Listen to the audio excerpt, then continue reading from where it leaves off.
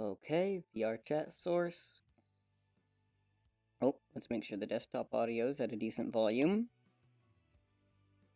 I don't know, it seems a little bit low. I don't know, man, I don't know. The fact that the world audio can't be heard is a little bit odd, but we're not gonna worry about it.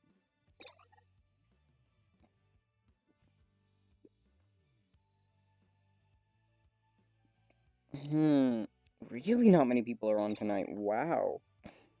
It's much more desolate than usual. Holy shit. Like, I know it's like not even 7. And so it's. My CPU is at 90. What the fuck? Nah, nah, nah, nah, nah, nah, nah, nah. Nah, nah, nah, nah. Nah, I refuse to believe that. Ooh. Yep, it's sticking at 100%. Oh boy. Ooh. Oh, that is brutal. Oh god, it's barely going down, but that's just an excess overload. Take a gander at this bullshit. Oh, never mind. Thank you. Take a gander at this bullshit. Look at the. It's literally at 100%. Now it's going down because I'm not in the VRC capture window. And I go back to the VRC capture window and it spikes back up to 100 again. Funny. Funny, funny. Funny, silly. Love that. Hmm. Oh. I mean, I'm performing okay. Let's see, what do we got?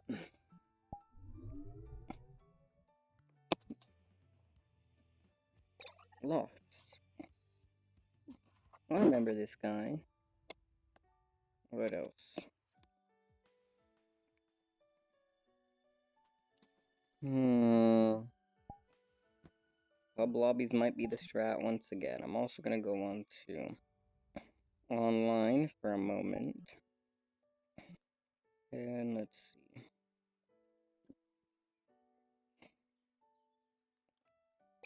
Let's check the Yoi Worlds.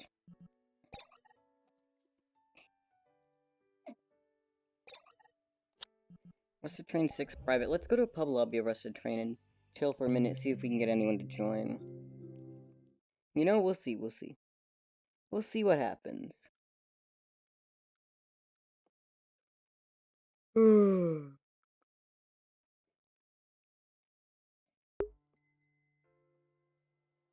Alright, I forgot the bloom is so intense. There we go. Turn that down and or off.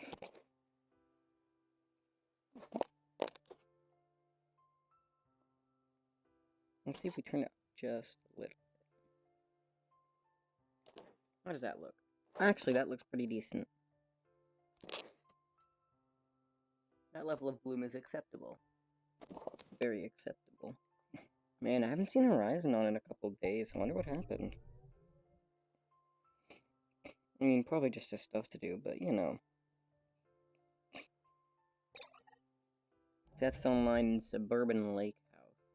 Yeah, it's really barren. I mean, I guess, it's a Tuesday. I don't really expect many people to be online, but it's surprisingly barren. Like I've had Tuesdays, a lot of Tuesdays that was much more, traffic than this.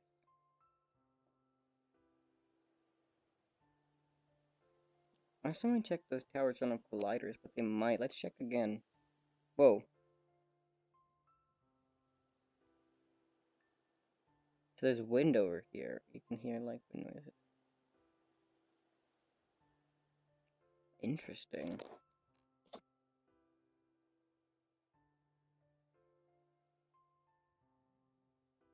That's very interesting. And then there's a little sign back here too. No colliders. Yeah, I bet there aren't colliders on the towers either then. Oh, and standing. Because, yeah, no colliders on the towers. Hee hee hee ha.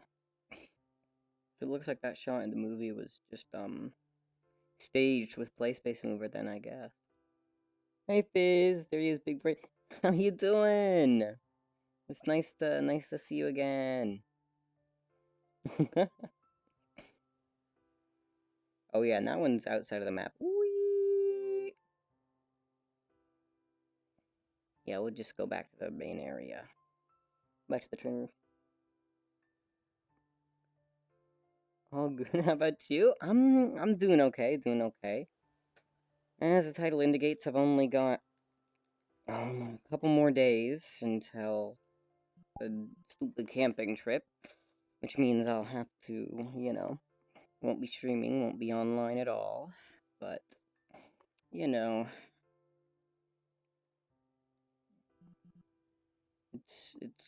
not like there's any way to get out of it. So, but yeah, other than that, it's been a decent day. It was the last day of actual academic classes, so that wrapped up actually surprisingly well. And yeah. Like there's other, there's still more classes, but not like the main stuff. I was washing dishes a few minutes ago, and I was thinking to myself, is Gear rich? Because he buys many stuff, might be rich. Oh, hell no, I'm not rich.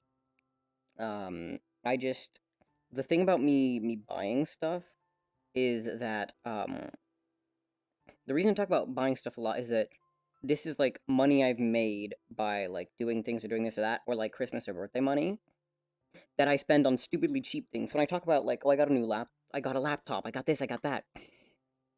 That's because these are cheap-ass laptops. Like, the cheapest one I bought was $11, and the most expensive laptop I bought that isn't, my current main laptop was $40. So, they, all my stuff is cheap. Like, this Rift was $90, Like, and that was what remained of my birthday money, So not exactly rich, I wouldn't say. I mean, my family's not exactly broke or anything. And heck, this is legitimately, like, LA County, where everything is expensive as shit. But I wouldn't use the word rich. We don't have to worry about where to get money for living expenses. Stable. That's how I would describe it. Oh. But this PC, again, the only reason I have this PC, too, like, you would think, oh, fancy, expensive hardware, meh, meh, meh. The only reason I have this hardware is because my friend gave me the graphics card for free. The motherboard, CPU, and RAM combo was hella cheap at $300. The case was free. And, most of the other stuff I borrowed or was free as well, or for things I had lying around. But yeah. What are you vibing? No, I haven't. The iPod upgrades were purchased for me, Those were not my money.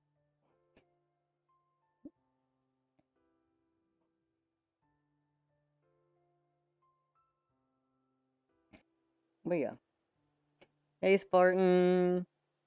3 more days sad? Yeah. 2 more days. Leave on Thursday, so that means that most of the final stream will be Wednesday, but I don't know if I'm going to be able to stream because I have to get up a little bit earlier. I won't be able to stream as long, most likely. I mean, I hope I can, but we'll see what happens. So, yeah. Oof, yeah. But yeah. That's how it be, unfortunately. But yeah. Essentially, I spend my money on stupid shit. And most of the stuff I buy, too.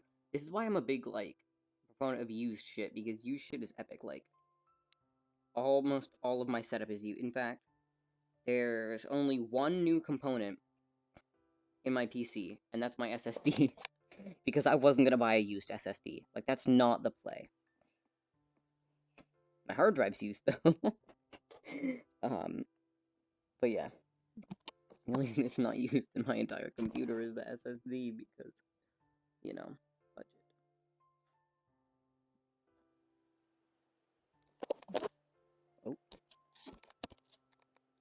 on. Come on. Come on, lenses. Tighten. Tighten. Okay. There we go. Perfect. But yeah.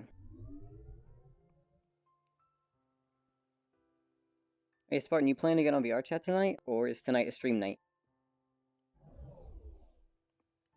I should actually just check your schedule. That's on me. Wait a damn minute. Where is Twitch? Stream night? Ah, okay, that's cool.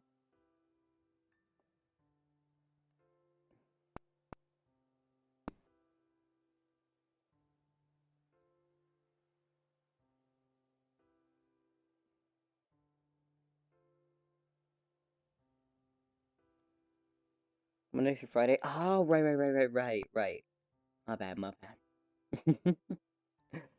Okay, that's a vibe. That's a vibe. I like it. Yeah. Hey, Fizz, you planning to get back on VR chat anytime soon? Like, it's okay if you're not going to. I get it, you know. Not always gonna be in the mood for VR. That time is an issue, but, you know. If you are, let me know. Okay. 6:56. It's a little bit early, so I can write it off as it just being too early, but I can feel it. Tonight shall be a slow night. There are already a relatively small number of people online, and I don't predict that number is going to get any larger. Oh, well. Peace. Oh, no, but his status says I'm sleeping, so he's probably sleeping. People I don't remember. This is a lot of people I don't remember.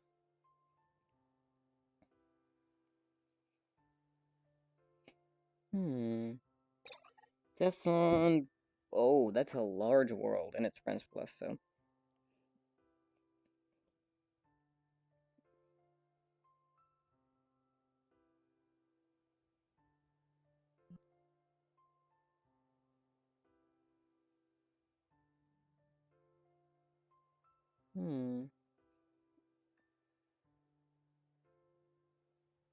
Yeah, I don't know. How's my day been? It's been decent. It's been good enough.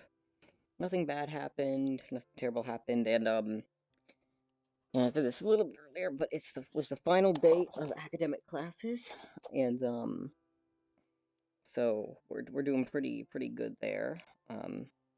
It was relatively nice. It was a chill day, you know. We music was just music. We didn't really do much because most people have finished with their project stuff.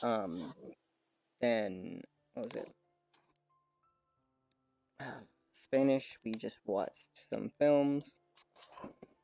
Humanities, we actually did work, but it wasn't challenging, and we didn't really do a whole lot, so I don't mind. Computer logic, we just Kahoot, and that was fun. It was very... As always, we got the brilliant Kahoot names going. But yeah, it was a chill day. Very chill day. Unfortunately, tomorrow is gear check. Legitimately an all-day gear check for some fucking reason, and I don't know why.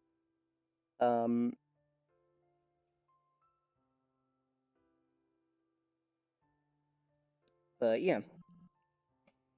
1000% honest, joining VR is a cat dog thingy. By that I mean, whenever I see VRC, I really want to join. But it's already like 23 when I joined thinking, well, just 1 to 2 hours and leave at 4 a.m. Oh, I see. I get tired of... I have work. Oh, I get ya. Always when I join. That's okay, man. It's fine. I get you. I get your reasoning behind that, though. But yeah, getting dry-eyed is not good either.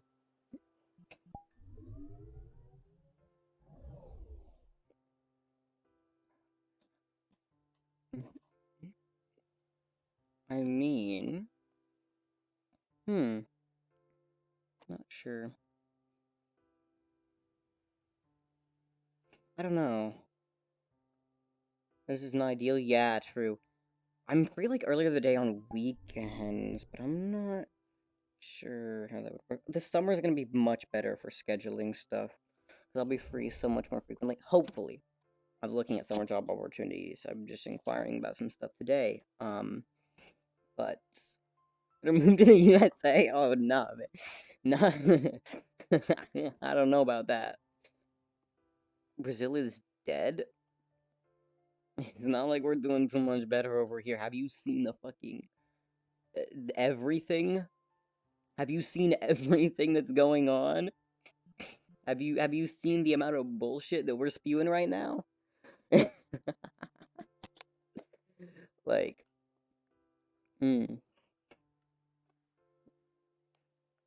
I enjoy living where I live, but there are definitely better places to live.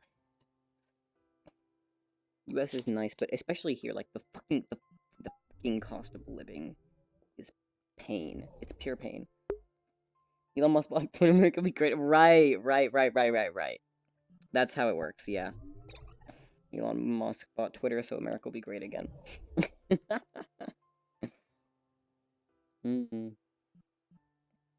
Thank you, Elon. But yeah. It's an interesting place though, and the other thing is you have to deal with a whole lot of annoying dumb shit because whoopee, for a country made of like almost entirely immigrants, somehow we're still fucking xenophobic, and I don't know how the hell that works, but I guess we are for some reason. So, you know, also inflation go burr, plus yeah, this is not a strong moment in U.S. history. We not to mention you got some interesting laws being passed in certain states. States which also happen to Texas have relatively low cost of living, right? The states that would be appealing to live in because they have low cost of living are also doing very interesting things right now. With legislation and all that. So yeah, we did with them. Nice place though. I like where I live, but that's because, you know, the place I live aligns with my ideologies, but it's also expensive. But yeah, there are more vibey places to move. Also, it'd be a massive move to just go ahead and switch up countries, like, especially right now in a pandemic with all the other stuff that you got going on too, like that. I don't know if that's the but yeah. Should be free earlier during summer or during the weekends. You just want to do anything really. It doesn't have to be VR chat either. Just chat, play a game. I don't have a large game library, but I have a couple things. But yeah, I'm worried about what's gonna happen with Twitter, because I enjoy Twitter right now, but the whole bullshit that Elon Musk's been talking about making it more like oriented around free speech or some bullshit makes it sound like there are going to be some changes for the platform for the worse that might involve letting certain personalities back onto the platform, which would be very unfortunate. I like having, you know, but yeah. May or may not have to alter for my Twitter account in the future.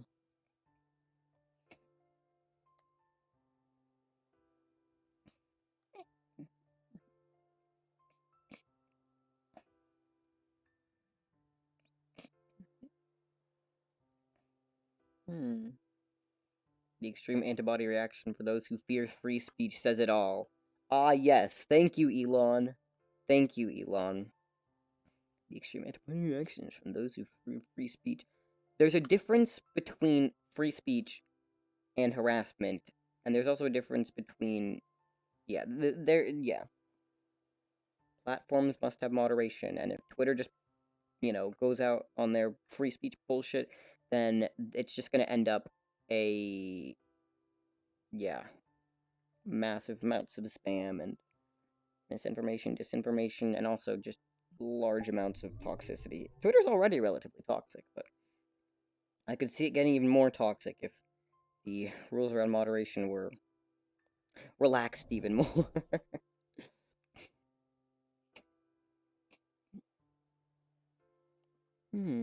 Wait, how was your day, Spartan? I don't think I asked. Did I? How are you doing? Anything interesting happen? Really not much. It's pretty good. Just getting a GBA emulator. Oh, what you looking at? What you looking at getting?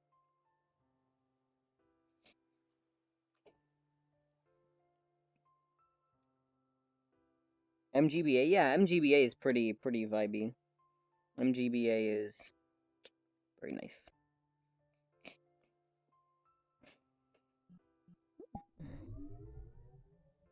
Oh my god. I wish, okay. There's just one thing that I really miss from macOS, and it is called, I think it's called OpenEMU. It is a multi-emulator application. Last time I checked, it was exclusively for macOS, but I really liked, yeah, macOS only. But I really like the style. I like the interface. I love the way it did things. And like you could just say like RetroArch, but RetroArch is really like for someone who's dumb like I am, RetroArch is a little bit annoying with the cores and the systems and the thing and the this and then that. I'm not big brain. I want something that looks nice and is easy, and that's what OpenEMU is. But it's only on Mac right now, which is very unfortunate. But it looks hella nice, and I miss OpenEMU. That's what I use when I was playing on Mac, and it doesn't do much really new, but it does a lot of the older systems like very well.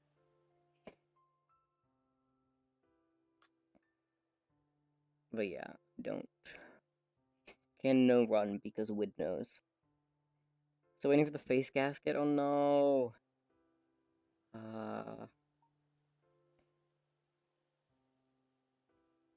OpenEMU Windows. OpenEMU is not available for Windows. There are plenty of alternatives. I don't give a shit about alternatives. I just want to have my nice thing.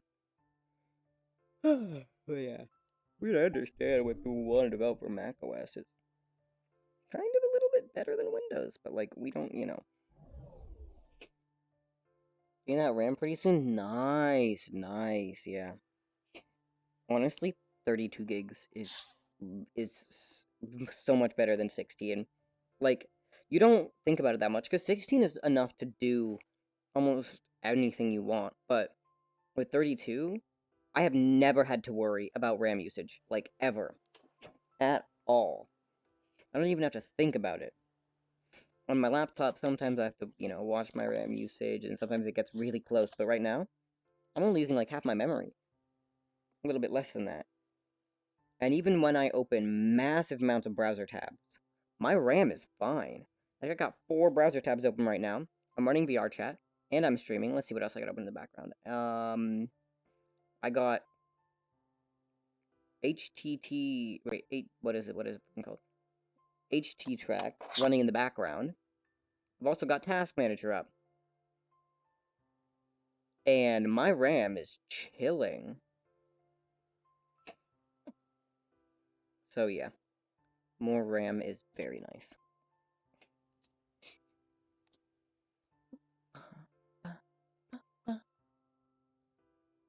Nice, yeah. Very. One moment, please. I gotta go see something. Oh. Oh. Okay. But yeah, 32 gigs is nice. Also, wait, Fizz, if you're still here, you're a big brain guy, right? I could Google it, but if you're here, I question about RAM thingies. What difference does RAM speed make in terms of like performance on in terms of like what it does for your system, because my laptop has like what is it? I think it's like 3600 megahertz RAM, but my desktop only has 2400 megahertz, and I don't notice a discernible difference in the speed of anything. Um, that I would assume to be like, I mean, I don't know if what I'm running like RAM based, that is RAM based, but like, does it improve anything to have higher speed RAM at a certain point? Like, what, Because I've never had issues with slower RAM. If you know, I don't know. I just know that you know some mild technology stuff. I could Google it though. I should probably just Google it. Never mind, my overlay's being a bitch. We might have to reopen XS overlay. Well, if you know too, Spartan, like, I just don't. It processes data, it stores it. Think about RAM as a huge hotel building. Yeah, yeah. I getcha. Yeah. I know the basics of how RAM works. It's storage for disk, storage for... Yeah, it's... But it dictates how fast find where the data is. Okay. So then, does it really matter at higher frequencies? Because I haven't had any issues. Like, do higher frequencies really matter now at all? Or is it just, like, a marketing gimmick now? To have, like, new fast stuff. It mostly lets applications load quicker, handling multiple open software and apps. Oh, I've had no issues with that, actually. My applications load, like, fine. But yeah. Been having none issues.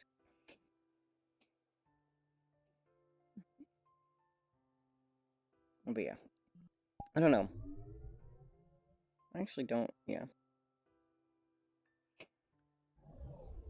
At least for Ryzen CPUs, it matters. Higher the speed, more performance. Though there is a plateau to that. Oh, really? I see. Hmm. Interesting. So high frequency matters. For taking all its power, you need a powerful CPU to work with the memory. Yeah. Imagine you have memory that's fast. You have to find data, but your processor can't really do much with all the data. Yeah, I getcha. Okay. I mean, well, yeah. I haven't been having issues. I just, interesting. I think the Ryzen chips, the sweet spot is 3600 megahertz. Well, which generation? Because there's differences between generations. Since they will be stuck in the call stack, waiting for it to be processed. Okay, gotcha. Yeah. But yeah, no. I don't really see the point of faster speed RAM. In fact, I might just keep my same RAM sticks when I upgrade if my board is DDR4.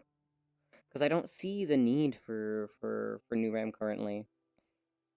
It's not exactly a bottleneck for me, and I have a good amount. But yeah. All of them, basically, yeah. Okay, so even, like, the older ones, too. Gotcha. Okay. I'll look at that, then. Yeah. Did not know. Like, I know, like, the refresh... I know the basics of how the refresh rate stuff works, of how the thing, but, um... I know the basics of, like, how fucking megahertz work. That's basic stuff, but I wasn't really sure what impact it has, because, like, it's refreshing faster, but at a certain point, it, it can't matter that much, right? Like, you know. It's the easiest way of explaining it. It's not because I think you've done my explanations. Yeah, that's fine. I get you. Makes sense. But yeah. I get it. It's just like refresh rate stuff, but yeah. I'm not sure then. Maybe I will notice an impact if I upgrade my processor or if I start doing more demanding things, but yeah. For now, an issue. But don't go under... I regret to inform you that my RAM is currently 2400 megahertz. It's currently 2400 megahertz. Unbranded. Micron DDR4. Like, there's no brand. In fact, it's so generic that it shows up in Open Hardware Monitor and in Task Manager as generic system memory. That's what it's called. Last time I checked. Let's check Task Manager. Okay, come on. My overlay is being bad again. Yeah. it just shows up. It's so generic. It just shows up as generic system memory. See the proper frequency using CPU Z to multiply by 2? Hey, shit, let's go. Oh, okay. I have CPU Z right here. In fact, the fancy-ass Aorist version with the custom skin. Ooh. Ooh, fancy, fancy, fancy. Multiply by 2, you get a real frequency? Okay. But yeah. Let's see. CPU ID. Load faster, please. Why is it just stuck at FPD? What is this? Oh, it's because my CPU is having a skill issue again. Right. Okay, memory. Yeah, look at that. DRAM, oh.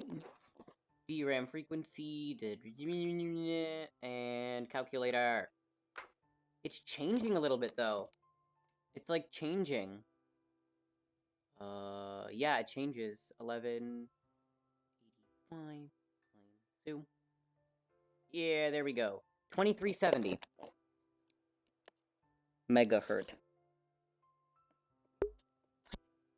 Check the one that says DRAM frequency. Okay, yeah, that's what it says. DRAM frequency. Now it's at 1130. Now it's at 1187. It changes, but essentially, yeah. It's 2400 megahertz. Around there. Minus 3 plus 3, yeah, I getcha. But yes, I'm very sure it's 2400 megahertz. About that, you know, about. It's a little bit. More than that is pretty unstable memory. Oh, really? Because mine's at... Yeah, it's going, like, plus 3, minus 3 right now. But a minute ago it dropped a little bit more. 6. Oh, now it just dropped to 6.7. Now it's back up to 8.6. Is my RAM unstable? Zam.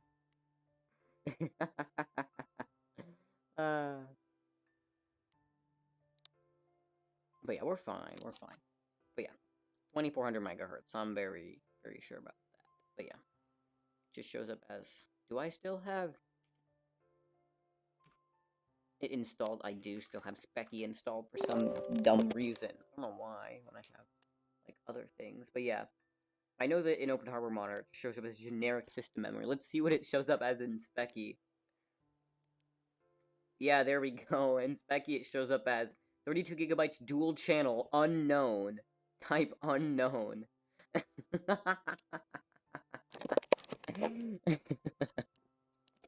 But yeah, if I took a picture of it, it's like the most generic RAM you can buy.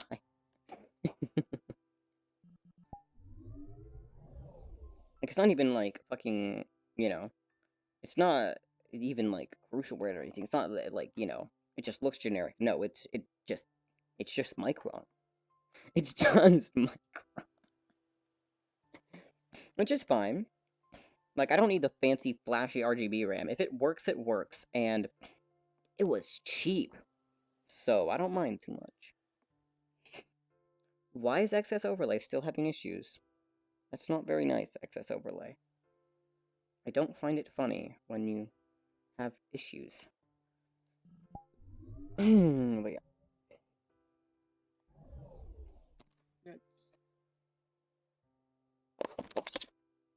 At least you're not getting a BSOD. Wait, what? Is it good that I'm not getting it? Like, is my computer doing weird things? Could it be unbranded crucials? No, there's actually a Micron. I'm not gonna take out my RAM right now, but, I have the part number. One sec. I can Google it. Let me put it into Google. I would do this in my overlay, but... Oh, wait, my overlay's back. Funny. That's so funny. That's so funny. Thank you, XS Overlay. Alright, come on. I have to open up Specky again, because that will actually tell me the part number. Oh, that will actually tell me the part number, and I need to find it. Usually, unstable memories tend to VSOD randomly for apparent no apparent reason. Well, I mean, this computer's actually never blue screened. I've never crashed. This computer's never crashed. Like, the VR chat's crashed, but that's VR chat being bad. This computer, however, like, as a whole computer, hasn't blue screened once. Well, okay, that's a lie. It blue screen, no, not blue. It failed to boot a couple times because I had a skill issue, and I was, yeah. Show me the thing. Show me the number. Manufacturer, Micron, part number. I'm gonna put this into Google. Not Google, Bing, because I'm a filthy Bing user. There we go. This is the RAM I have. When I said generic, I meant generic. This is the peak of generic. This is the module I have. I got 4 of them. Look at that. Look at look at that. Product of China, Micron. No branding, no nothing.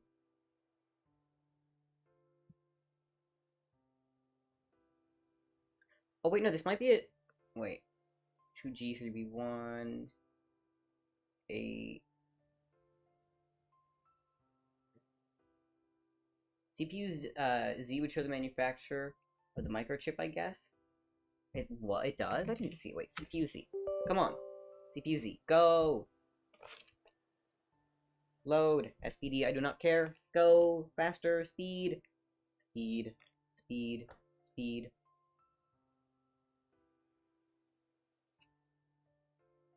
But yeah, I don't believe it just, we'll see what it says. We'll see what it says. Because it didn't give me anything useful. Mr. Wild gets his Crucial as a Micron product. Yeah, that's what I was saying. Because I know that some of the Crucial branding is relatively generic. It's technically a brand, but they're more like a manufacturer because they don't really... Yeah, so you look at this. Type DDR4, DC mode. I don't see shit about that, about manufacturer here. Mainboard, no. Caches, no. That's processor. SPD. Oh, there we go. SPD. Yeah, Micron. It's Micron Technologies. It's Micron. It's Micron, and all of them are essentially the same. It's 32 gig with 4 gig module. Yeah, technically it's a brand, but it's yeah. Seeing bare Micron memory like sold on the shelf is not very common from what I know. But yeah. This Chinese generic microchip producer? Yeah, no, I trust Micron. Micron's a vibe. Like I would trust their products, but you rarely see unlabeled like Micron RAM in custom builds because I bought this board from I bought this board RAM and CPU off of a guy. Like, I bought this off of another a guy secondhand. And that's what confused me because he already had this memory in the system, right? Like, if I were to see an unbranded Micron RAM stick, with no extra branding on it, I would think, oh, okay, maybe this got pulled, maybe this came from, like, an OEM system, or maybe I'll see it in a laptop or something. That makes sense, the generic RAM in a laptop, but in a custom-built gaming PC? Because this dude, had a custom-built gaming PC. He had this with a 1080 Ti and a relatively nice NZXT case from a couple years ago. Not perfect, but functional, yeah. Back in 2010, 90% of Brazilians' pre-built computers had Micron RAM? Yeah. Yeah, they make decent stuff. But yeah, I getcha.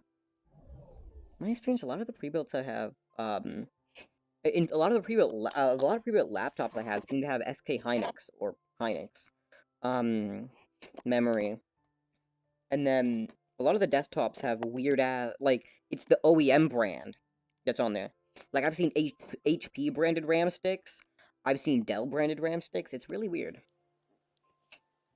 Although I doubt it's actually Dell that manufactured them. They probably just bought some generic stuff and slapped the Dell logo on it. But, yeah. Most interesting thing I saw, though, was HP branded ECC memory. I didn't know HP did, like, you know, made ECC memory. Was interesting. Oh. But yeah. I'm chill with my system. It hasn't had any problems yet. So, we're just gonna... I think they just labeled it, yeah, most likely.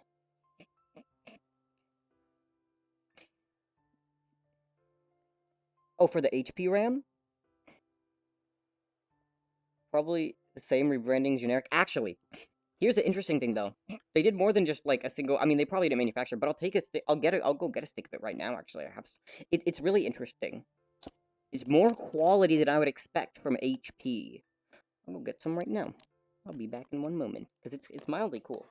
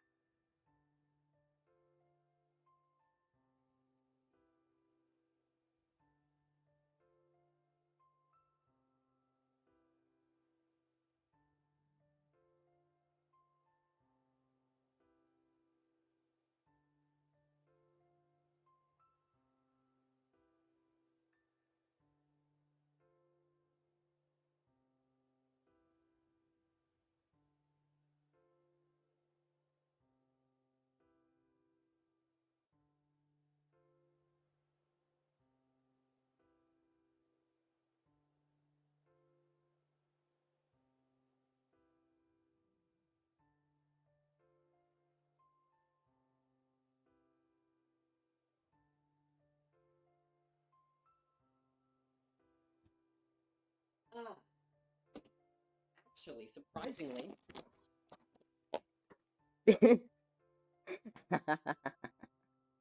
I just looked at this and realized. Yeah, it's Micron too. They just put an HP logo on it. It's still much nicer memory than I've seen from HP though. Where's my phone? I'll take a photo. Wait, where is my phone? Oh, okay.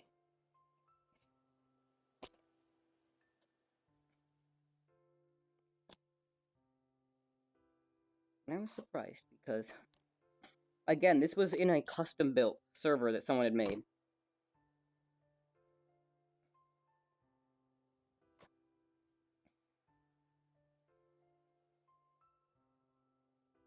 I wouldn't have expected, like, HP memory in anything but, like, a pre-built, you know? Okay, come on. Bluetooth file share.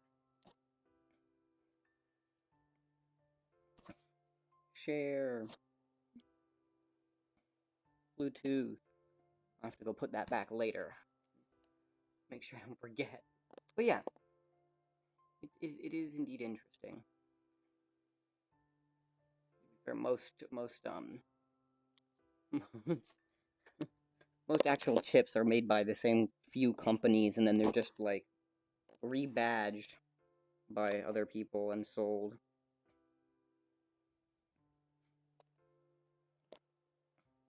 Receiving, yay. Dorky. Good, I can go set my phone over here now and pick back up my controllers. But yeah. I doubt they actually manufactured it. As far as I know, HP doesn't exactly have the capacity to well, I don't know if they have things set up to manufacture the actual product. But yeah.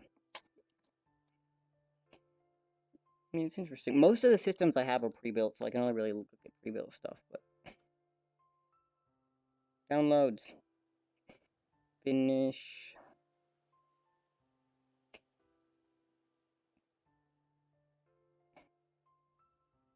Downloads.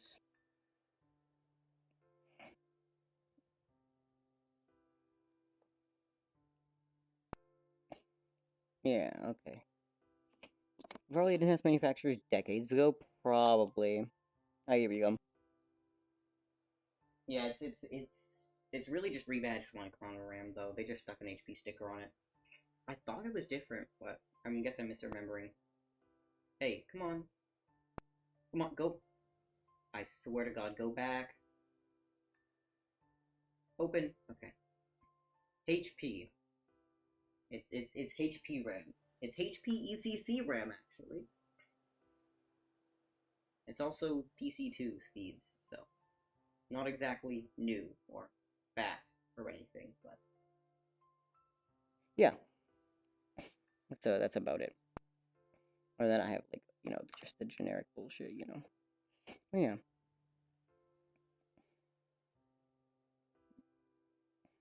Not sure. Although honestly, one could make the argument for buying relatively generic RAM, as most of the fancy RAM is just rebadged generic stuff with a fancy heat spreader and RGB. So you could argue that you could get it cheaper by just going straight to the source. And if you actually need a heat spreader for like overclocking a RAM or whatever the heck. Let me just a little bit now. I get you gear a custom live 2D or 3D avatars for VTubers, custom armor, like what the fuck? Oh, hell yeah. Like, that's why I want to try to buy this model instead of commissioning something new, because the prices. Okay, actually, I don't know if he still does this. But I have a friend that will do VR chat avatar commissions, which is essentially a 3D model, and you can appropriate that for VTubing. For last time I checked, it was $40 per model, but he probably upped his prices. He's probably realized that he was massively underselling himself, because it is underselling. Like, I understand why it's so much money. It takes a lot of effort and a lot of time, but holy shit, it is expensive. Especially live 2D. Those live 2D prices are through the roof. Here, live 2D commission.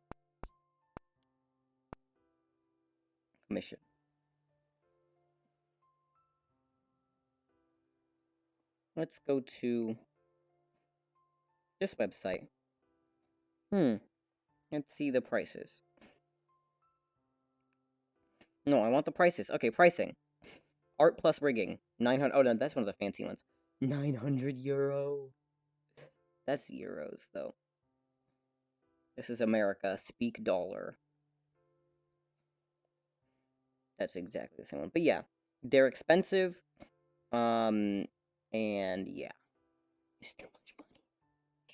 Now, the cool thing about 3D avatars is that you can use them in a game like VR Chat.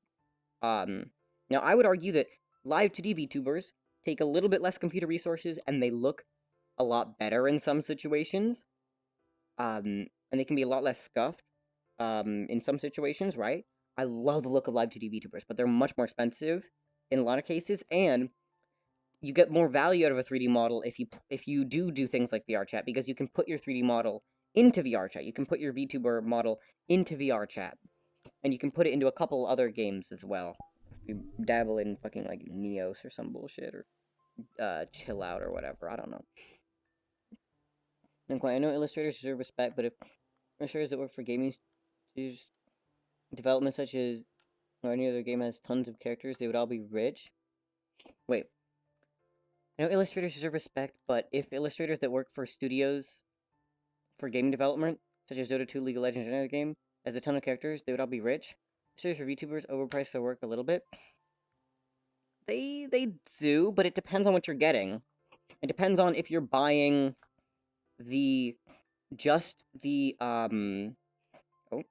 if you're buying that as a complete package from one person, or if you're buying the art separately and then rigging it separately.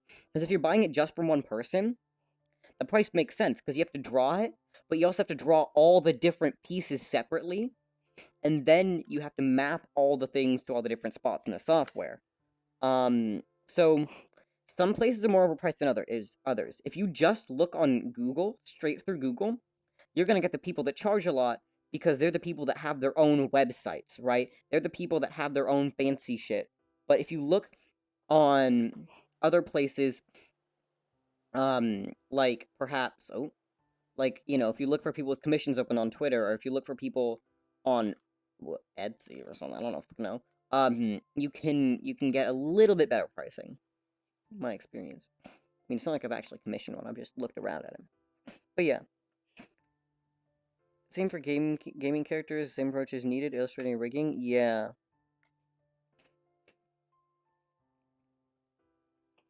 Well, it depends on what game, if it's a 3D model, you know. But yeah, I understand the approach separately, yeah. But yeah, they do charge, and I getcha.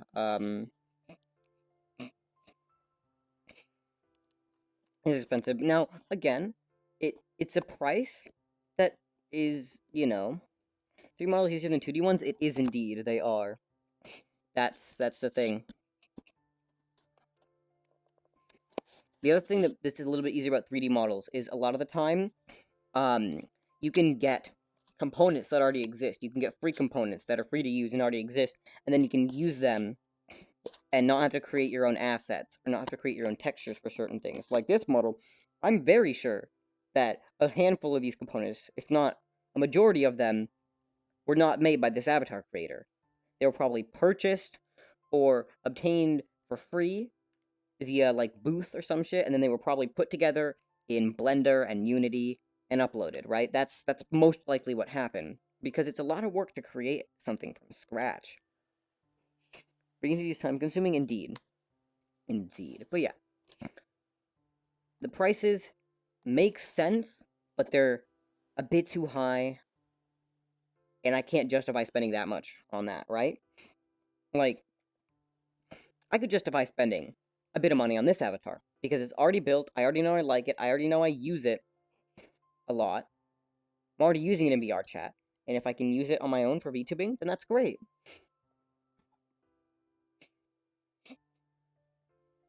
Nightmare is pixel art, but if you don't have a pre-made asset, then you're boned if you're not creative. True, true. But that's the case for both live 2D and 3D stuff. And you don't have to be terribly creative. In fact, you can just look at an asset, or look towards a design that you like, and then try to recreate assets from that design, or recreate this from that, or this or thing, you know? And that's the other thing, too, why commissioning something is not a thing that I'm going to probably do. For a commission, if you're spending that much money, you best have a clear vision of what you want. You better have a clear idea of what you want. And I don't have a clear idea of what I'd want if I was paying for a commission, right? If it's like BIOS commission prices, like $40, then I don't mind as much because it's $40. But if you're spending over $100 on something, you better have a clear vision of what you want it to be, so that you can say, I want it this way, I want it to look like this, I want it to do this is what I want, and then they can give you that. And then you don't have to worry about not liking the result, because you dictated what the result's going to be. Actually, commissioning, to be honest, how they handle it? How what?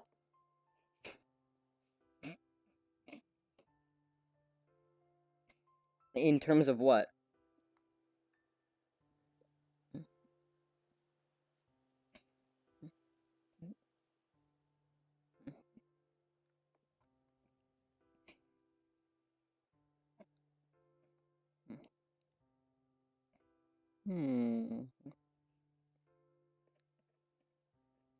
They set how many they can do for a year? Months? That's up to the person themselves. It depends on the person, right? Like, you know, I think a lot of I don't know about the VTubing industry. I don't know about the VTube modeling industry. Some people can work on multiple projects at a time. Some people don't. Some people, you know, it depends on what you want. Like, how do they limit their time to create a bunch of characters? Well, a lot of people will have a set. It depends on the person, but a lot of people have a set number of commissions at once, right? So maybe they say, okay, the most I can work on at once is 4 or 5 projects, right? I can't hold more than that in my head at once, you know, in the same time period, right? Not all at once, obviously, in the same time period. And so they'll have their commissions open until 5 people fill the slots, and then they'll be working on those, and they'll have their commissions closed until they finish 1 or finish 2 and finish all that. Or some people, they do a bunch and then they take a break, and then they do this and take a break, you know? It really depends on the person. Same, but yet at the same time, I feel like you have to be too clear, and it'll clash against the artist, come off as dictatorial. Well, here's the thing. I've heard, I mean, I don't know, but I've heard from many artists that the best thing is to have a very clear idea of what you want, because that's the worst thing to get in terms of feedback is, you know, like when Argil was trying to like draw some stuff for me, I was looking, I was like, this looks a bit off. And he was like, that's the worst feedback you can ever give. You need to have like a clear idea, because just it looks off or this or that, if you hesitate about it, like that's not good. You don't want that. So while yeah, you don't want to like boss the person around, you're paying them, and you're probably paying them a lot of money. And so you do get to dictate what it is. And you also, yeah,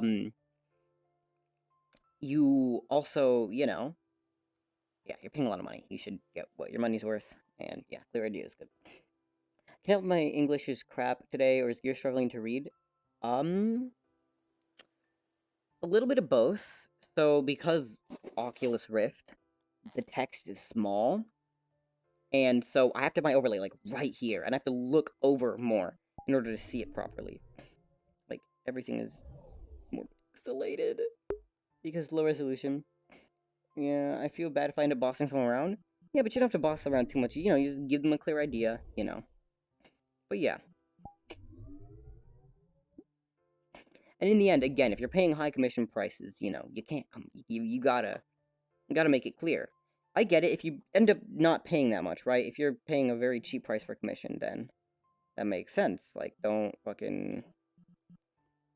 complain if the quality is not up to snuff. But when you pay a lot of money, better make yourself aware. But yeah, imagine paying a ton of money and not getting the result you'd expect. Yeah, I get you. Like, here's the thing. There's a way to be clear about what you want and clear about what you expect without being rude about it or without being mean about it, right? Like, take the example of those dumb bitches who are mean to food service workers, right? The people like, oh, get me your manager. Oh, do this. You did this. You did all this wrong. You did this, right? That's dumb. Fuck those people because it was just a mistake, right? It wasn't clear what you wanted, or something messed up, or something got messed up, or this or that, or something went wrong. That's fine. Things happen. And in the case of ordering from a restaurant, or in the case of ordering a VTuber model, you gotta be nice but clear. You contact the person, right? In the case of the restaurant, you say, hey, like, I kind of ordered this, or hey, this isn't what I expected. Can I like get a new one?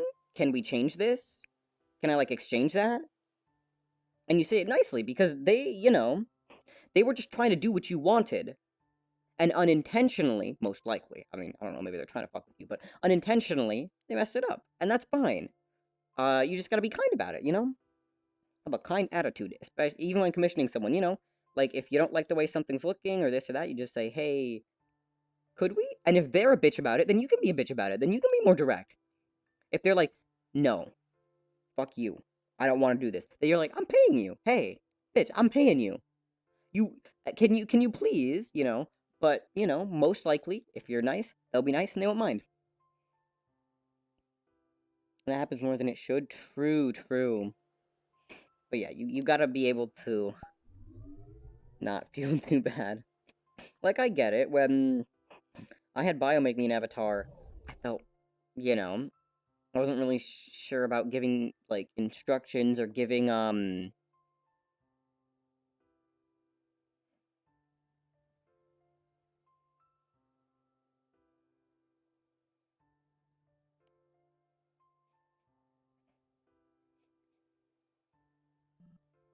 the worst illustrator ever.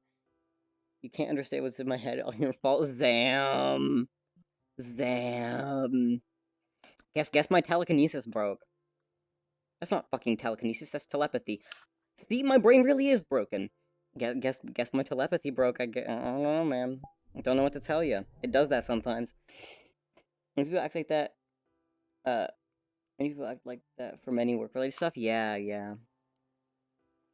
But yeah, just be chill, be kind. Like, be patient at first. And then, if they're not willing to work with you, if they're unresponsive, or if,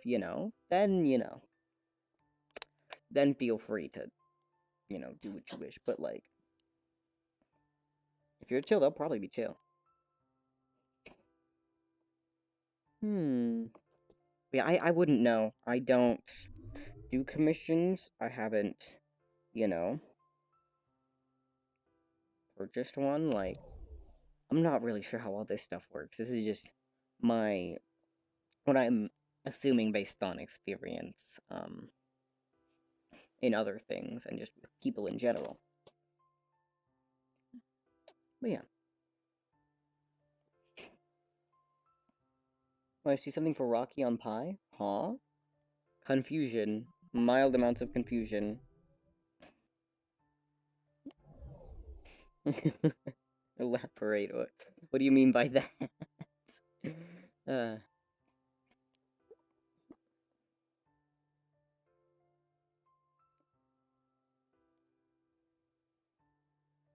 But yeah, also, Fizz, if you're looking for live 2D commissions, this is just like a random ass suggestion, and you know how to draw, you can try to make one yourself. Or, if you know someone who does art stuff, you can just ask them to make the model and try to rig it yourself. Because rigging's time consuming, but you can save some money there if you just get the drawing the correct way, and then you rig it yourself.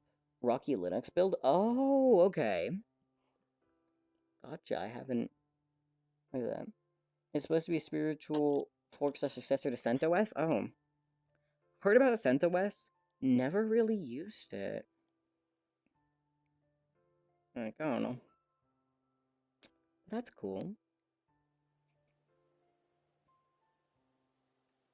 It's surprising amount of shit you can do on the... I don't have the patience anymore, TBH. Yeah, I getcha. It does take... Oh. It does take a lot of time. And patience. Like, that makes sense. Yeah. But yeah. Overall, I have a 2D model, but won't expend a lot of money at the same time. True. Like, But yeah. Love like 2D model, but they're expensive. And I wouldn't know what to get. I don't have a clear vision. And that's an issue.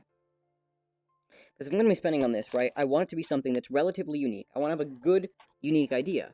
I don't want it to be something generic that looks like a bunch of other shit. Because when I was originally looking at avatar commissions, I wanted to do something that looked like my avatar from Pokemon Sword and Shield. But that's relatively generic, right? That's just some generic stuff, so...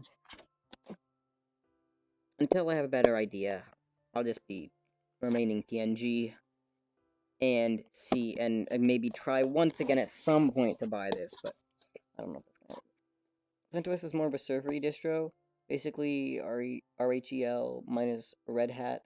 Okay, minus Red Hat Enterprise, gotcha. Wait, Red Hat Enterprise Linux minus Red Hat Enterprise, so it's just Linux. Ah, yes. Ah, yes. Big brain. But yeah, that's cool.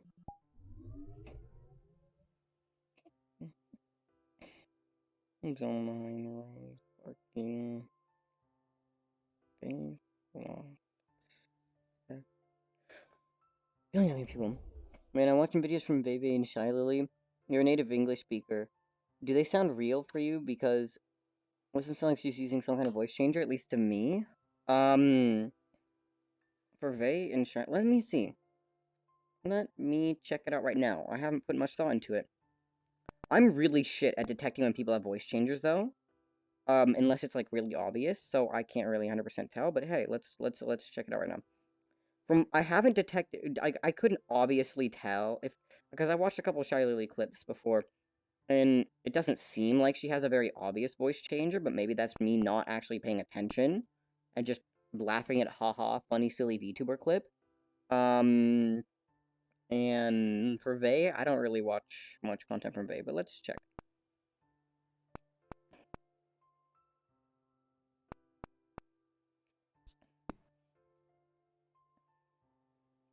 Come on, clip.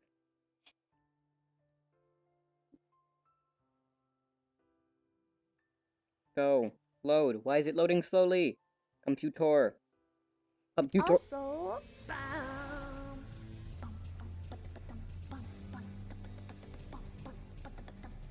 Good soundtrack, Shy nodded. yeah, soundtrack is so good. What if we put it on max graphics? Maximum. Oh, dude, the fucking tree looks buzzing. Look at the fucking lag. My PC can't handle. It's too much. I mean, I don't think it sounds too much like a voice changer. Some people are just naturally good at modulating their voices. Maybe it's just, like, I don't know. I don't know. You each have a lot of general ideas what my live 2D would look like. It's gonna be like my current PNG. Nice. Probably a bad way to explain it, but sent S is RHEL minus red has proprietary stuff, and they make people pay for. Oh right, yeah, I forgot that Red Hat makes you pay for shit. Can't tell either unless it's exaggerated. Yeah, I'm not very good at telling, but it doesn't seem like a voice changer. But yeah. Also, some people are just like naturally good at modulating their voice. Like some people are really good at like messing with tones and inflections. Maybe it's the partial. I don't know. I don't know. But yeah.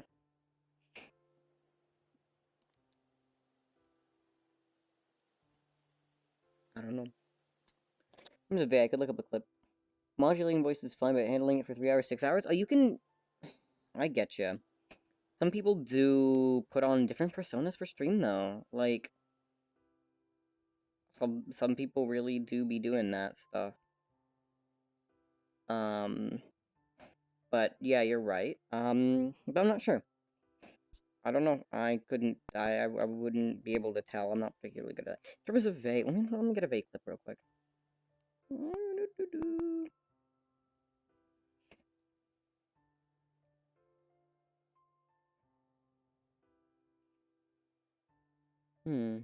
Cats. On the third cat. Would I be a cat lady if I had 3 cats? I have 2. I would. No. I want a cat. Look at my cat. This one's my female cat. Yeah, I don't know. I mean, I can't. Like, it doesn't sound a whole lot to me like there's a voice changer. But then again, I've never heard anyone, like, speak like that in real life. I've never heard anyone I've met in real life speak like that, so... I don't know. I mean, people still complain about a certain person we know. Oh, right, yeah, I remember that. Yep. I remember she made a video about that, too. About how, like, people frequently are like, oh, it's a voice changer, it's a voice changer, it's a voice changer. Nah. Not everything has to be a voice changer, mate. Like, sure, a lot of people do use voice changers, but... I don't know. Voice is weird. But yeah.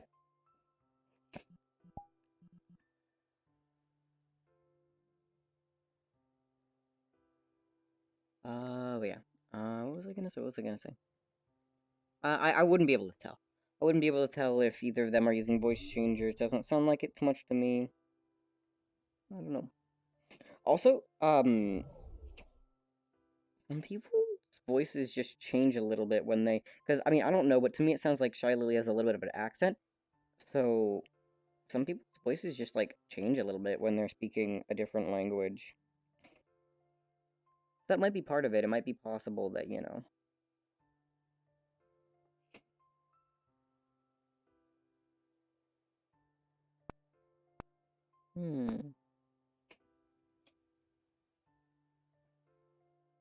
Who?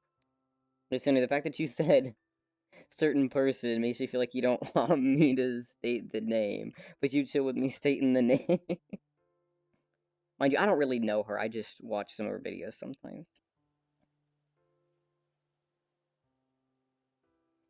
But yeah. I have no clue. Some are. Voice changes are hella obvious. Throwing flames? Yeah, I getcha. Probably red stirp. Emote fail. But yeah.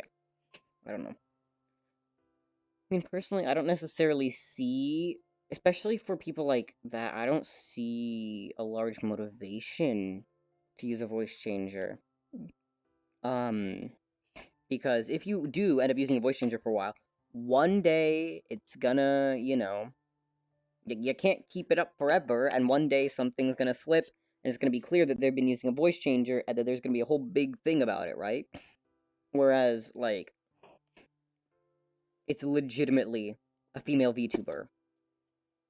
You're going to get an audience of simps relatively easily, no matter how your voice be. Like, it's the internet. It's Twitch. So, yeah.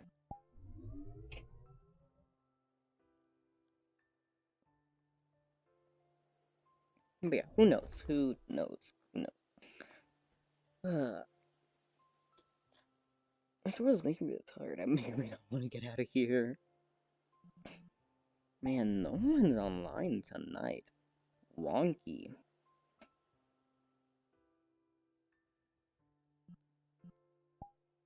I could try going to a different lobby, but I don't know. That's just gonna make me even more tired. Let's go back to that train world. Let's go back to this train world. This one was nice. I mean, it made my PC have a couple issues.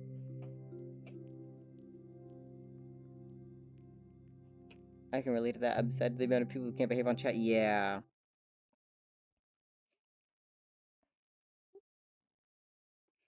That's the issue about becoming a larger streamer. And that's why my goal is to become a medium-sized streamer and then grow not much further, right? Like, it's nice to have a relatively regular audience of cool, chill people and a nice community. But I feel like when you get too large, when you start getting into the, like, tens of thousands, hundreds of thousands, and then to the millions, it just gets to be a bit too much. It gets to be a little bit too much publicity. People are watching your every move. You get to, if you're doing stream stuff, you get a large amount of trolls in chat. You get people who just fucking can't behave. You get people who, you get a lot of annoying shit. And if you're streaming, chat goes by way too fast, and it feels like less personal, right? Like, you don't have as much of a, like, cool connection with the person, because things are going by really fast, and the streamer can't read everything in chat, and even if slow mode's on, it's too much to always read all the time. Like, there's a nice balance that I'd love to have someday, where I have a relatively steady stream of nice people to talk with, but I don't have to worry about a bunch of stuff. And the other thing too, with being a large streamer, comes a bunch of stuff, like threats of doxing and this and that and a bunch of other stuff, and people being complete assholes, and spam bots, more spam bots than already exist. Like, Hey, Barking! I didn't know you were here. Hey. Good night, then. I mean, I don't mind being a mod, just sometimes feels understaffed. Yeah, I getcha. Makes sense, it makes sense. That's the thing, massive respect to mods. Like, many Twitch mods, like, aren't paid, or if they are, like, probably not enough for the work they do. But it's because, it's not exactly a profession. Being a Twitch mod isn't exactly a profession, but it's something that's, like, needed in a lot of communities. Yeah.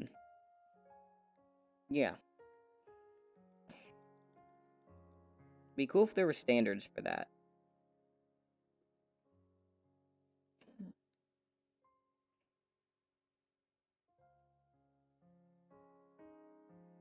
But yeah. I just wish you had about 10 to 15 people here every day. It'd be cool. That would be my goal. Like, that's my kind of goal for numbers. And sometimes it feels like we're getting there, right? There are some days when you got people here constantly, and my average is like 3 or 4. And those days are the really fun days, and those are the amazing days. And then the next day, it just goes right back to what it was before, which is viewer average 1.1. You got someone here lurking most of the time, which is great. I appreciate the support. Even if you're just lurking, even if you can't chat, even if you don't want to chat, you're welcome here. I appreciate you. I appreciate your support.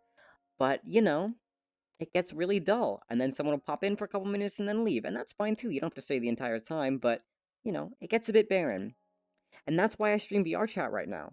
Because really, when I stream other things, I lean way too heavily on the game. And I feel like I'm not making much of my original much original content. I'm just like saying very low brain cell stupid things that relate to the basics of the game. It's just bad commentary, and I don't like that. I don't like that because I don't think it showcases my ability as a content creator and as a person very well. I don't think it does. You know, when I'm just watching Genshin cutscenes and saying, ooh, oh, ah, wah, you know, like that's not, that doesn't really showcase who I am as a person, as a streamer. Like, that's, no. It just showcases that I exist and I have human emotions. Wow, you know? um, but yeah. It'd be crowded, but still fun, yeah. I wish it was a profession done it enough times. And then no SDN is required? Yeah. Because I feel like it's basically like security guards. Yeah, it'd be interesting. It'd be really cool if like Twitch set up a standard for like for paying mods or something like that. So that you don't have to work out some dumb under the table stuff. So you could just have, you know, like a whoever is a moderator on your channel get like a certain a certain amount of money each month coming from your Twitch revenues or something like that. That'd be interesting. I mean, it's probably not going to happen. Twitch support is garbage, and there are probably better ways to do it too. But it'd be interesting if there was a platform for paying Twitch mods, because at a certain point, I do feel like it does need to be paid work, especially for larger communities, right? Like, if you're a really large streamer, like one of the, like, big VTubers, you know, like fucking Bebe or Iron Mouse or one of those people, or Nanners or whatever, if you're one of those larger VTubers, it really does become a lot of work.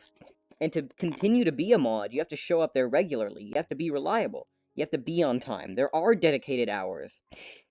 And you are actually, you know, doing things. Now, arguably, it isn't exactly as taxing or as other jobs, some people would say, but, you know, it still deserves to be paid. People put in their work. I mean, Twitch employs moderators globally. Right, but that's for their own Twitch stuff. That's not for individual people's streams. A Twitch moderator isn't gonna come into everyone's stream and ban follow bots, right? They're just gonna, you know, deal with certain more extreme cases. Which I would feel bad if I had to get paid by smaller streamers. Yeah, I guess.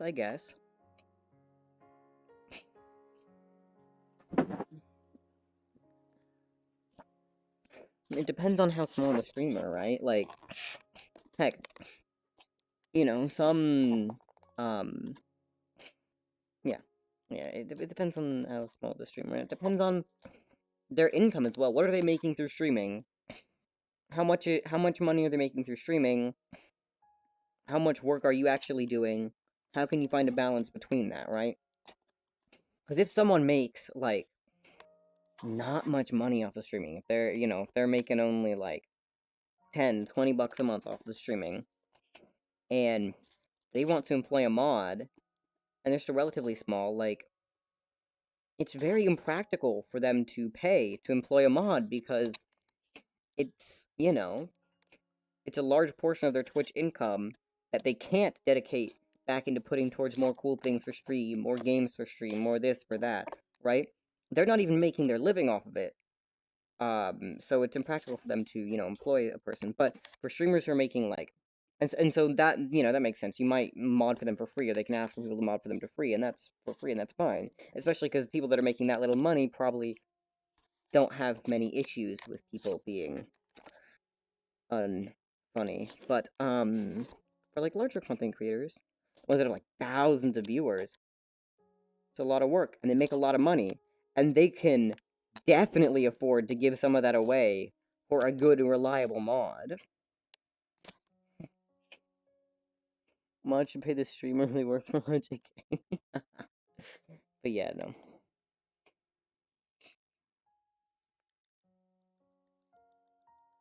Yeah, it's an interesting prospect. Honestly, it's just really cool that Twitch streamer can exist as a job, and that mod might be able to Twitch mod might be able to exist as a job like that. It's really cool that we live in an era where one can make a living off of doing this. It's amazing.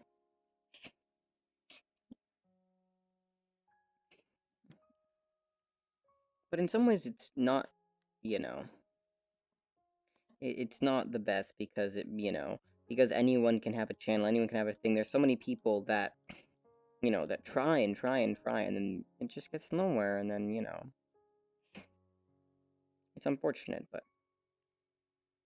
that's how it be. It also feels like now everyone just wants to be a content creator, and that's fine. It's cool to have aspirations about it, but, like,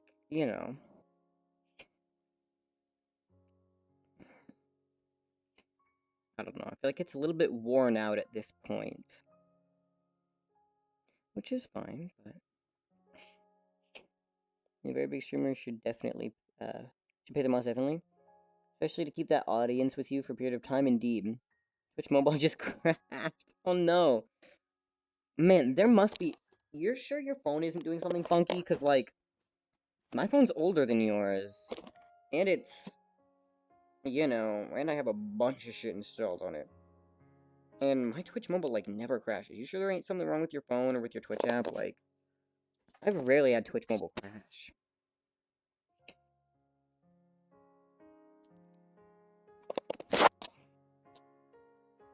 But yeah. It's interesting. Hmm.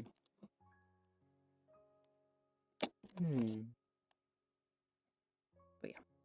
Honestly, the main reason I started doing streaming stuff was... Well, there are a couple reasons. It stemmed from me always wanting to do content creation of some kind. I started through, like, YouTube shit, right? Like, but that wasn't going anywhere, and I made several horrible mistakes. I essentially made every, like, mistake a YouTuber can make, essentially. Except for filming a dead body. I didn't do that. I didn't pull a Logan Paul. Where's that Jake Paul? I forgot. I didn't do that, okay? But I did make some pretty horrible videos, and I gave up on that, but that didn't mean I wanted to stop making content. I didn't mean I want to stop broadcasting myself.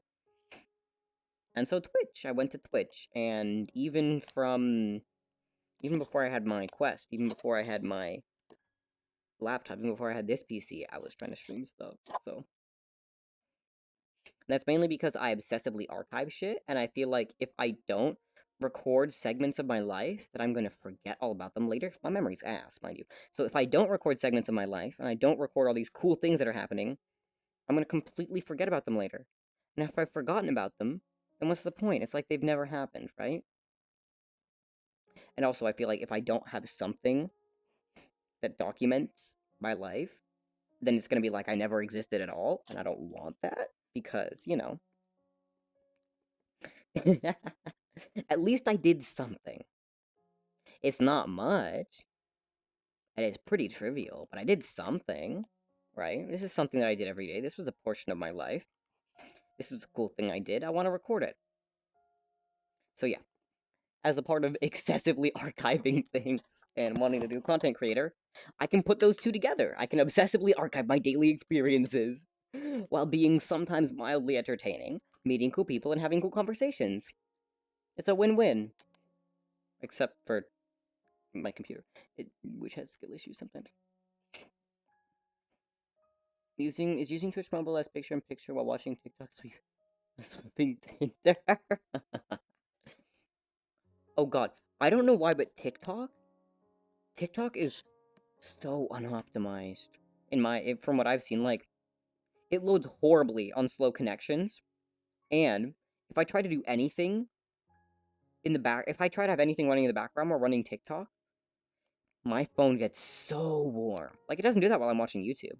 If I'm watching YouTube picture-in-picture while browsing a couple things, and it's fine, but if I scroll TikTok while having, like, one or two things open in the background that are, actively doing stuff, like if I'm uploading file while watching TikTok, my phone heats up massively. Democratization of content production is a good thing, though. Everyone's free to make their own content. It is. Free unless you don't follow some silly rules. Oh, right. A lot of the content moderation guidelines on these platforms are very broken. TikTok has notorious issues with that. And to a certain extent, it makes sense because they have such a large platform, but that doesn't excuse them from their dumbass bullshit community guidelines. Right? Like, they ban people's accounts for dumb reasons. Shadow bans are ass. Like, there's a bunch of annoying, stupid stuff going on TikTok. Their guidelines are very broken. Within reason, of course, nobody is entitled to be an asset. True, indeed. Moderation guidelines and, like, community guidelines and all that stuff, community norms, they exist for a reason, right? That makes sense. But some of them are a little bit broken, and some of them can be abused. A lot of people abuse certain community guidelines and certain systems. Like that one bitch, Futuristic Hub, that dude, the one who, like, massively misused the legal system and the copyright system to essentially silence anyone who said anything that disagreed with him. Like, it's not as bad as I'm making it sound, but essentially he was just a bitch.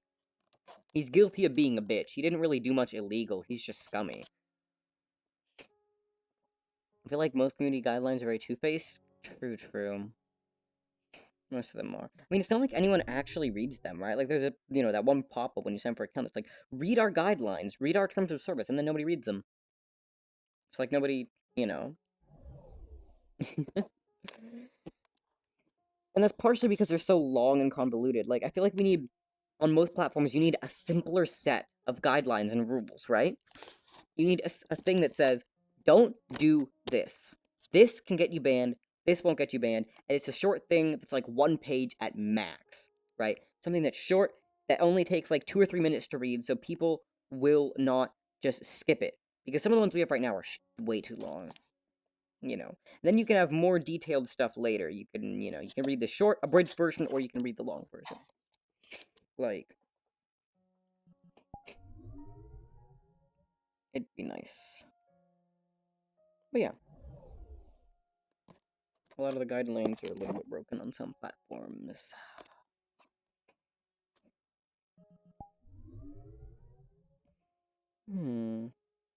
Not many people are on. Again. Still. Got about an hour, most likely. A bit less than an hour until I switch to desktop, so we'll see.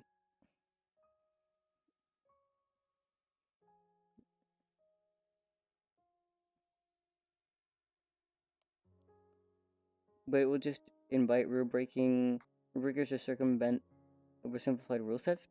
Oh, that is a long-ass message. I haven't seen you in a minute.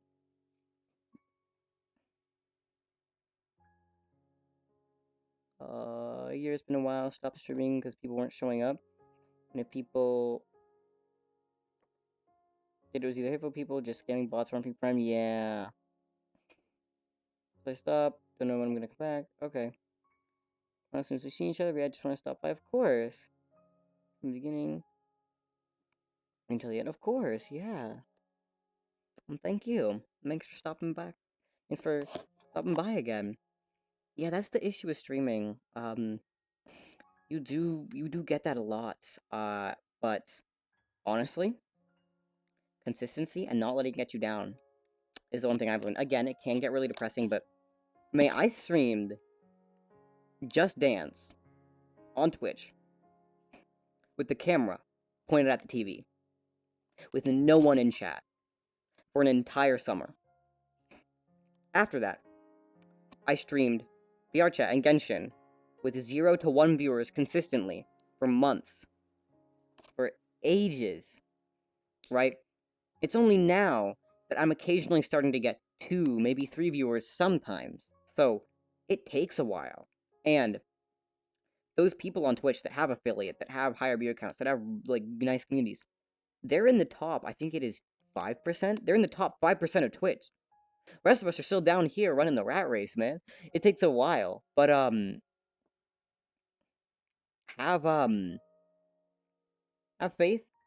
And I wish you luck on your streaming endeavor if/when you do decide to come back, because, you know, I get you. And some days I feel like I'm stagnating too. Some days I feel like, you know what? This stream isn't going well. I really don't feel like streaming, and then I end early. But I keep going the next day because it's something to do. And I don't know what else I would do with my time, and there isn't something, much more worthwhile, so. That's the thing I have to give you a trophy for, your Warrior Zam. Is congrats, I'll thank you. Stick to the live stream regardless of how many people is there, and you stick with the same hype and good vibes, attention to everyone as always. That's my plan. That's my thing. Like, even if I have to artificially manufacture my tone of voice, because like right now, look, I'm fucking tired, man. I'll be straight with you. No, I'll be gay with you. I'll be real with you. I slept like not long enough. I went to sleep at around 1:03 last night, and my alarm went off at about 6:55. So I'm pretty tired. And if I was going to talk how I'm feeling, I'd be talking like this. I'd be talking more quiet. I'd be not moving around that much. But we're live. We're streaming, and there are people here. So I keep my energy up, and that's what you do. You put on a little fucking thing. Yeah, because that's how you be entertaining, and to a certain extent, yeah, you gotta keep the spirits up for the stream. Maybe in the inside you don't feel perfect, but try best. Yeah. Like, no, honestly, I'm very happy with where I am right now. In life, in everything, really. Like, I'm happy. I'm very happy with how I'm doing, right? I know a bunch of cool people. Everything's going fine in school. I have all the things not all the things that I currently want, but I want more, but I'm content with all the stuff I have right now. I'm content with how life is going. And that's good. Because all my basic needs are met, then I'm going to, then I have the time to do this extra stuff and do all the cool stuff, right? Like, oh, I just did my chair. Okay, just do my chair. I would lose contact. I want to see the fishing turn into 10 years from now. And we'll see. I hope so too, man. It's always sad when you lose contact with a person, but it can't be helped. There's some real cool people that I wish I talked to more right now. People change, things happen, but hey, I'll tell you this now. If you forget about me and you find stream VODs or Discord chat logs or anything like that in the future, do not hesitate to reach out. I'm always happy to chat with people. I'm always happy to, right? That's honestly, conversations are the thing that make me so happy in life. Like, a good conversation with a good friend is what I live for. Games are great. I love video games. I love playing video games. I love the story. I love all this stuff. But they aren't full interaction. They aren't human interaction. They don't give me that engagement, right? There's a reason I have... Give me a minute. There's a reason I've logged 710 hours in VR chat. On Steam. Add 200 for Quest. Because I love talking to people, and that's what's so cool. And that's what makes my day. And Instagram will be there forever. So yours? Yeah. I'm not planning on taking much down anytime soon. But yeah. Hey Ferret, welcome! But yeah, good vibes. I love doing the stream stuff. Glad I could do it.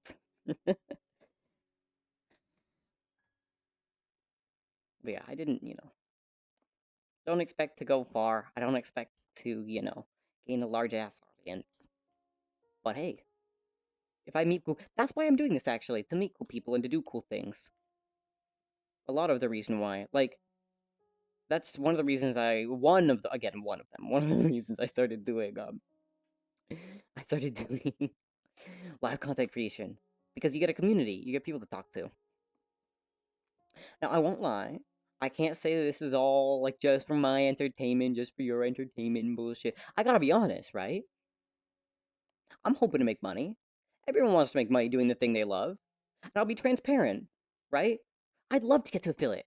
And I'd love to make money. I'd love to get my YouTube channel monetized, and I'd love to make money on TikTok views or whatever, but I don't care. That's just a cool side effect that comes with doing the fun things, right?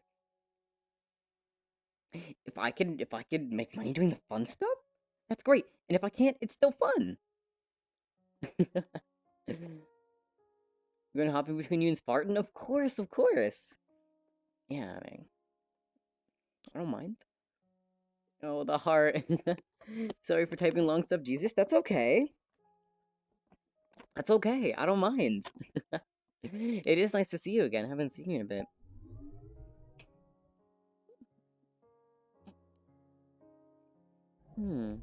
But yeah, that's the other thing about, what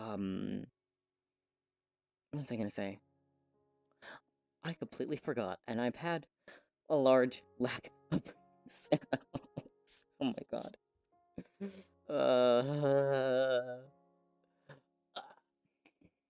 But yeah. Oh, that's the other thing that, about streaming, and one thing that I really do think, is key to doing stuff like this, is the interaction. Because people go to streamers for interaction. If I wanted to watch someone play a game, if I wanted a playthrough, right? If I wanted a Genshin playthrough, or a GTA playthrough, or a Pokemon playthrough, I go to YouTube. Because there are very good playthroughs on YouTube. I don't go to Twitch for playthroughs, but I go to Twitch for the community. I go to Twitch to interact with the streamer, right? To see what's happening, to talk to them, to chat with them. And so that's the best thing that you can do that helps people want to stick around. Be friendly, be welcoming, be willing to chat with them about just about anything. If they bring up a topic that you know jack shit about, then say that. Say, oh, I didn't know that. I don't know much about XYZ. And then they can teach you about it. And then you can know more. It's a win-win. You know more, they feel great because they taught someone something, and they talked about something that they liked. And now you two can possibly share an interest. Maybe you get interested in that thing. And a lot of other stuff, really. That's the main thing, is chatting with viewers, but also making them feel comfortable. That's the other thing I learned. Some people aren't that talkative, and you don't want to drive them away. So if someone just says hi, you say hi back, you welcome them, but you don't pester them, right? When someone new joins, I say, hey, hello, how was your day? Right? I don't ask, hey, where are you from? What's this? What are you interested in? If they respond to the how are you question, I can try to engage in further conversation with them. But some people show up just to say hi. And then they start lurking a bit, and then they try to, gauge you more, or whatever. And some people are the most comfortable conversation, so you don't want to pester them with questions. You don't want to keep going after they've been silent. You start with a quick response, and then you go from there. That's one thing I've learned when I was starting out, too. Because if you pester people too much when they first join, by talking a whole bunch at them, right, and, like, grilling them, or whatever, they won't come back. They'll leave, you know? And also, don't expect to have chatters. Don't say, like, oh, hey, chat, what's your opinion on this? This chat, that chat. That works for bigger streamers, not for smaller ones.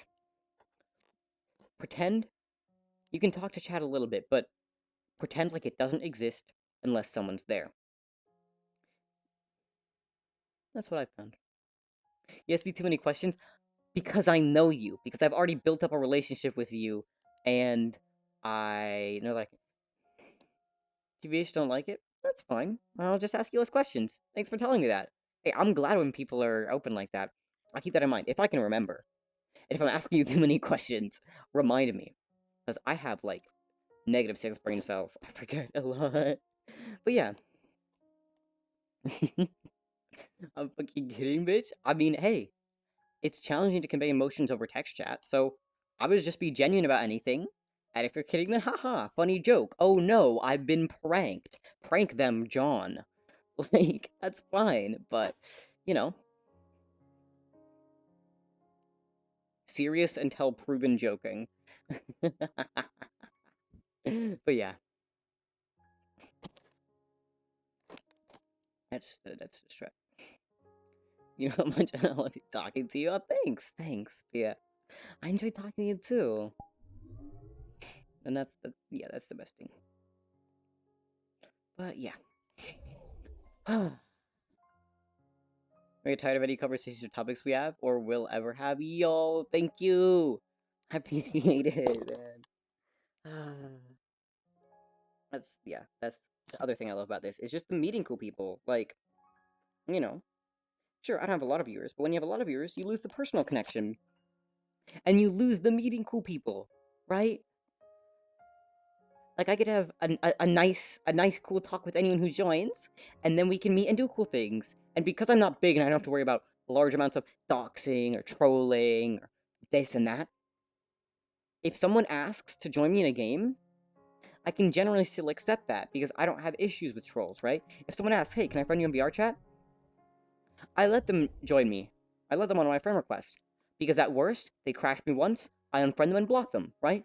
It's not a large issue where I get massive amounts of friend requests every single day, and I keep dealing with people trying to crash me. No. So I can be more open to more people.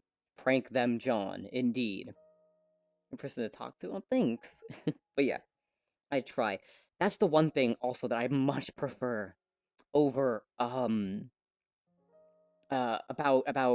live stream chat like this.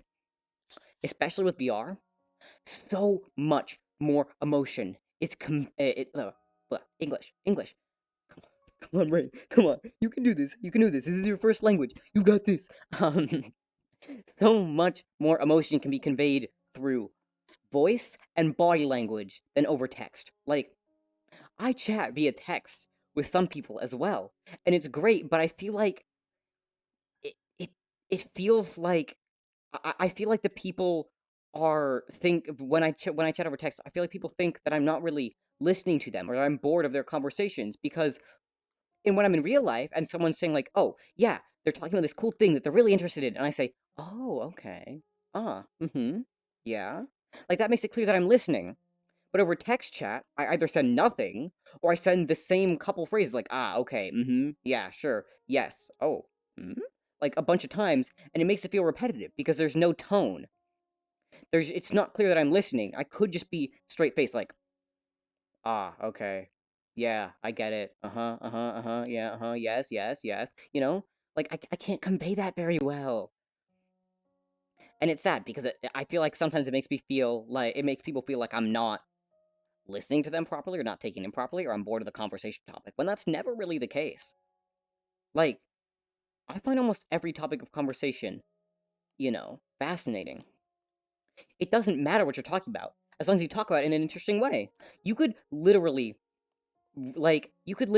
talk to me for 12 hours straight about Cambodian orangutan boxing. But as long as you talk about it in an interesting way, an interesting and informative way, I will listen for the entire 12 hours. Right? I have a massive surprise for you. Consider it as a Christmas present. Zam! It's not Christmas. Yeah, it's not exact. I mean, a gift is a gift. But yeah. Ooh, okay. Control stick. But at the same time, text isn't very demanding. That's the thing. Text is really easy. It's not demanding at all. You can take your time responding, and it doesn't feel like you're blowing someone off. You take the time to craft the correct response. It requires so much less energy, you know? It really does, and in a lot of cases, it's easier. It's more challenging and less challenging at the same time, really. Late Christmas present, yeah. But yeah, I don't mind. Whereas face to face, okay, face to face, no. Face to face, no. Here's the thing. I don't feel terribly confident with face to face, because let's face it. Look, I don't like my face. Okay, I'm not really comfortable with the way it looks. Okay, right? Like my body, like my form factor. I'm chill with that. My face, it could be better, right? Like I don't, I don't hate it. I'm fine with it, but I feel like people assume a lot about you based on the way you look and based on how you present yourself. And that's why I don't do face cam streams. I used to, don't anymore, because it's a little bit too personal and it can also have people make assumptions about me based on the way that I look. Because let's face it, I don't look very mature, right? And sometimes people will click on a thing, see you, and then leave. and not give you the benefit of the doubt. They don't hear you out. This is all based on assumptions, right? People have stupidly short attention spans. So they click on a video, if they're not entertained in the first couple minutes, then they're gonna leave. And they will leave even faster if there's something wrong, you know? Like, if there's something, you know. So, that's what I like, too, about this kind of Avatar stuff, right? Like, y'all aren't judging me based on, you know, the way I look. You're judging me based on what I talk about, how I act as a person, you know, the kind of things I do, and that shit. Like, that's fine. Judge my character all you want based on that. Those are things I can change and work on. And if they're things I'm not willing to change, then that's your opinion, right? Like, but, you know. Your avatar has a tail? It does indeed. Ah, that's my desk. It does indeed have a tail. It has dynamic bones too. I did the springbone conversion thing, but it wasn't exactly working too well, so I turned it off. Actually, what does it look like with spring bones? Wait a damn minute. Let me turn spring bones on. Well, VR is still some form of face-to-face. Not really. Kind of. But with avatars you show, or personalities you prefer to show, indeed it is. The same occurs in VR to judge for your avatar? Yeah. But the avatar is how I wish to present, right? I can't choose. To a certain extent, I can choose what I look like in real life, but not completely. I can't change my face shape, unless I want to do dumbass expensive plastic surgery. That's probably not worth it. I can't change this or that, or there are a lot of things I can't change in real life, right? This avatar is a choice. Like, this is my choice. If people don't like that, then that's fine. That's their issue. Because I can change it if I wish to. If I see something wrong with it, I can change it. IRL me, I can't change that much. Tail reveal loot. Ooh. Spring bones. Come on. Convert to fizz bones. My bad. They're fizz bones. Reload. See, here's my issue with the fizz bones. Look at this. I'll move, right? I'm moving. I've stopped. See how those ears keep moving? They keep moving until now. They move around way too much. They're way too wiggly. Okay, I'll put this down here. How does the tail look with, here, let me pull up OBS. How does the tail look with spring? I mean, I don't know. I don't have full body, so it's probably not the best, actually. It'd be a much better test if I actually had full body, and then I could, like, see what it's actually supposed to look like. I can't join the work currently on Quest. Oh, right. Let's see. Avatar is adorable, yeah. I still feel like avatar choices are a reflection of a person's personality. For the most part, beautiful. True, but again, you know, I like this more. I'm more comfortable here. But yeah, it gives me more agency over how I look without having to physically change how I look, right? Like, I still try to look presentable, but like, in real life, I don't have this haircut. I don't mess with hair, because in real life, it's too complicated. I don't fuck with hair, okay? I wash it. That's what I do to my hair. I don't comb it. I don't brush it. I don't style it. I don't get fancy cuts. I just get it shorter every time, because it's easy. But here, I can just have whatever I want. I just think he knows about me. He has my personal Instagram. He knows I'm straight and I'm married. My wife is pregnant, but I always enjoy using female avatars, and I don't even know the reason why. I feel more comfortable using female avatar. There's actually an interesting video. Oh my god, really cool video essay. I gotta find it again. It's about gender in VR chat, and about how about like why it is that a lot of people prefer female avatars, because it's a thing that happens, right? In VR chat, you see a lot of people using female avatars that don't necessarily identify as female in real life, right? It's an interesting thing, and I watched this video essay. It's like 50 minutes, so it's a little bit long. But I'm gonna send it to you, because it's cool as shit, and even if it doesn't exactly pertain to the way you feel about it, it's a really cool thing to watch, and I actually really liked it. People are less comfortable and less anxious with anonymity. That's the best thing about this, too, is anonymity, right? And that means that, you can, like, do all this stuff and not have to worry about, like, I mean, you still worry some consequences. Don't be a bitch, but like you don't have to worry about really harsh judgment or this or that or a bunch of things like that because in real life you have to worry about stuff because meeting people in real life situations means that you're probably meeting them at a place that you frequent, right? Making connections and friendships and relationships at places like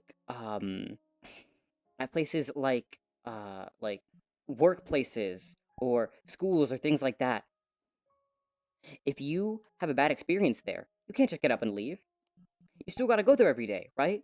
And that's an issue because if you have someone that has a drastically differing opinion from you that you can't stand to be around, that you get into arguments with every single day, and they're just a toxic person, you don't like them, you can't get away from that because you have to go there. You're required to go there. And while you could just, I don't know, quit your job or switch to a different school, that's very suboptimal. Because maybe you like your job. Maybe you love your school. Maybe you're not in a financial position to quit your job, right? Now you're fucked. You're done. In my opinion, personal relationships at school or at work are challenging and not the best idea. The Arbiter is anonymous indeed. Yeah, sure, one sec. Let me see if there are any good quest compatible worlds. This one is, but that's the one that's about. Oh, this one's quest compatible. I didn't know it was quest compatible. Let's go here. Okay, let's go here. Interested in watching that too? Yeah, I'll send it to you. Not even only in VRC. Back in old MMORPGs, I always prefer female characters. Actually, same. When I was playing most video games, I would say, I would use a female character, instead of the male one. But in VR chat, it's a little bit different. I played with Claire. Same applies for whatever game. Yeah. I don't know. Maybe I think differently. Yeah, sure. There's a layer of anonymity to it, but it's more of shedding your physical selves, for a moment to be free to non-corporeal skin. There's a bit of long way of saying it's a form of escapism. It is a form of escapism. That's a great way to describe it. Did they update the world? It's much more red now. But you're right, it is a form of escapism. You're completely right. And that's what I like about it. It's virtual reality. You know? That's what it is. It's escapism. They did update the world. Look at that. That's a moon, and that's so cool. That's cool. Wait, okay. This place is a vibe. I love like the vibes here. Don't want to fall off the edge though. But yeah. I do understand what you're saying. And it's not I'm not a different person in VR, but I do present myself a little bit differently because I don't have to worry that much about people judging me. If someone's being a bitch, if someone is, being like not very kind about, my opinions about who I am, if they're not being respectful, I can mute them or I can block them. I have that option. You can't block someone in real life.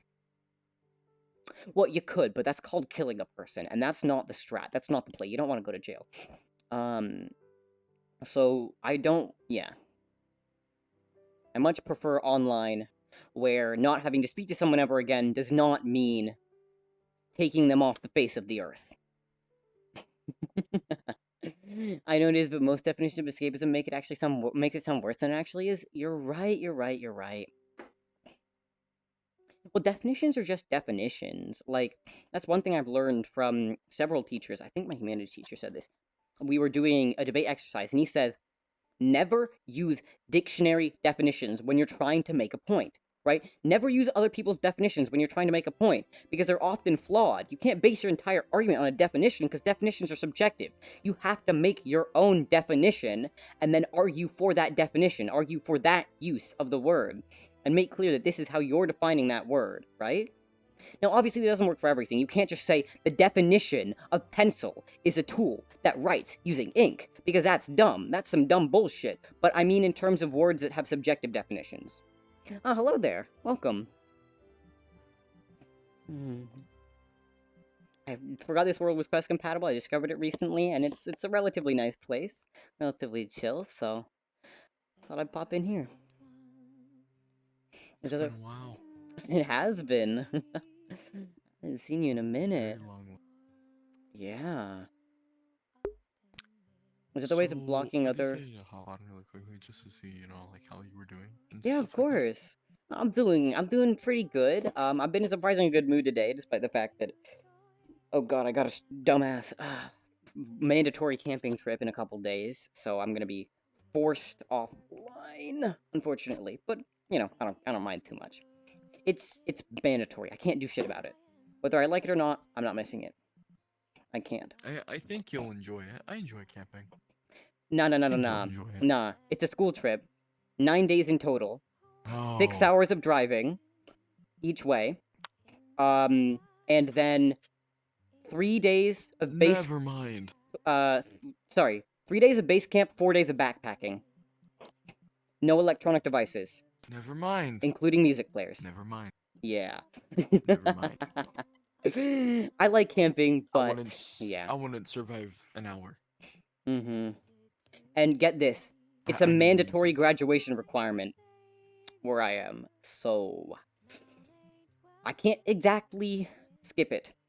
The only person I know who's missed one of these trips is one of my friends because he had to attend a funeral. That's the only time I've known of someone. That's the only time I heard someone miss like one of these trips.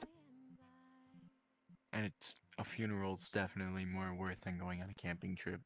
Yeah, a funeral's Even worth a though little bit more probably than that one camping the old trip experience.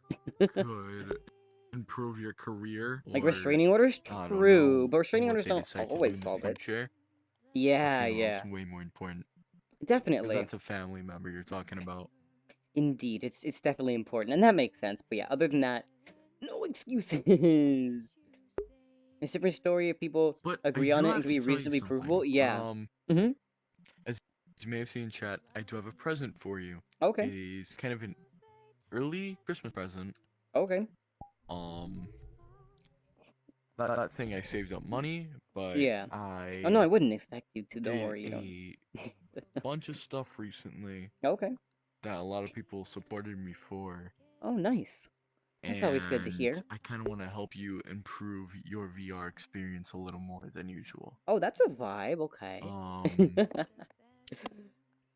Let's just say I saved up money to afford 2 Valve indexes. Wait, what about your own? Do you already have an index, or are you buying yourself one? No, I'm buying one myself. Wait, but you could I'm spend that producing extra a on Quest 2 model. Do you already have full body stuff? Yep. Oh, vibe. Okay. You And sure I there was aren't better planning things you buying could spend your one money as on? well.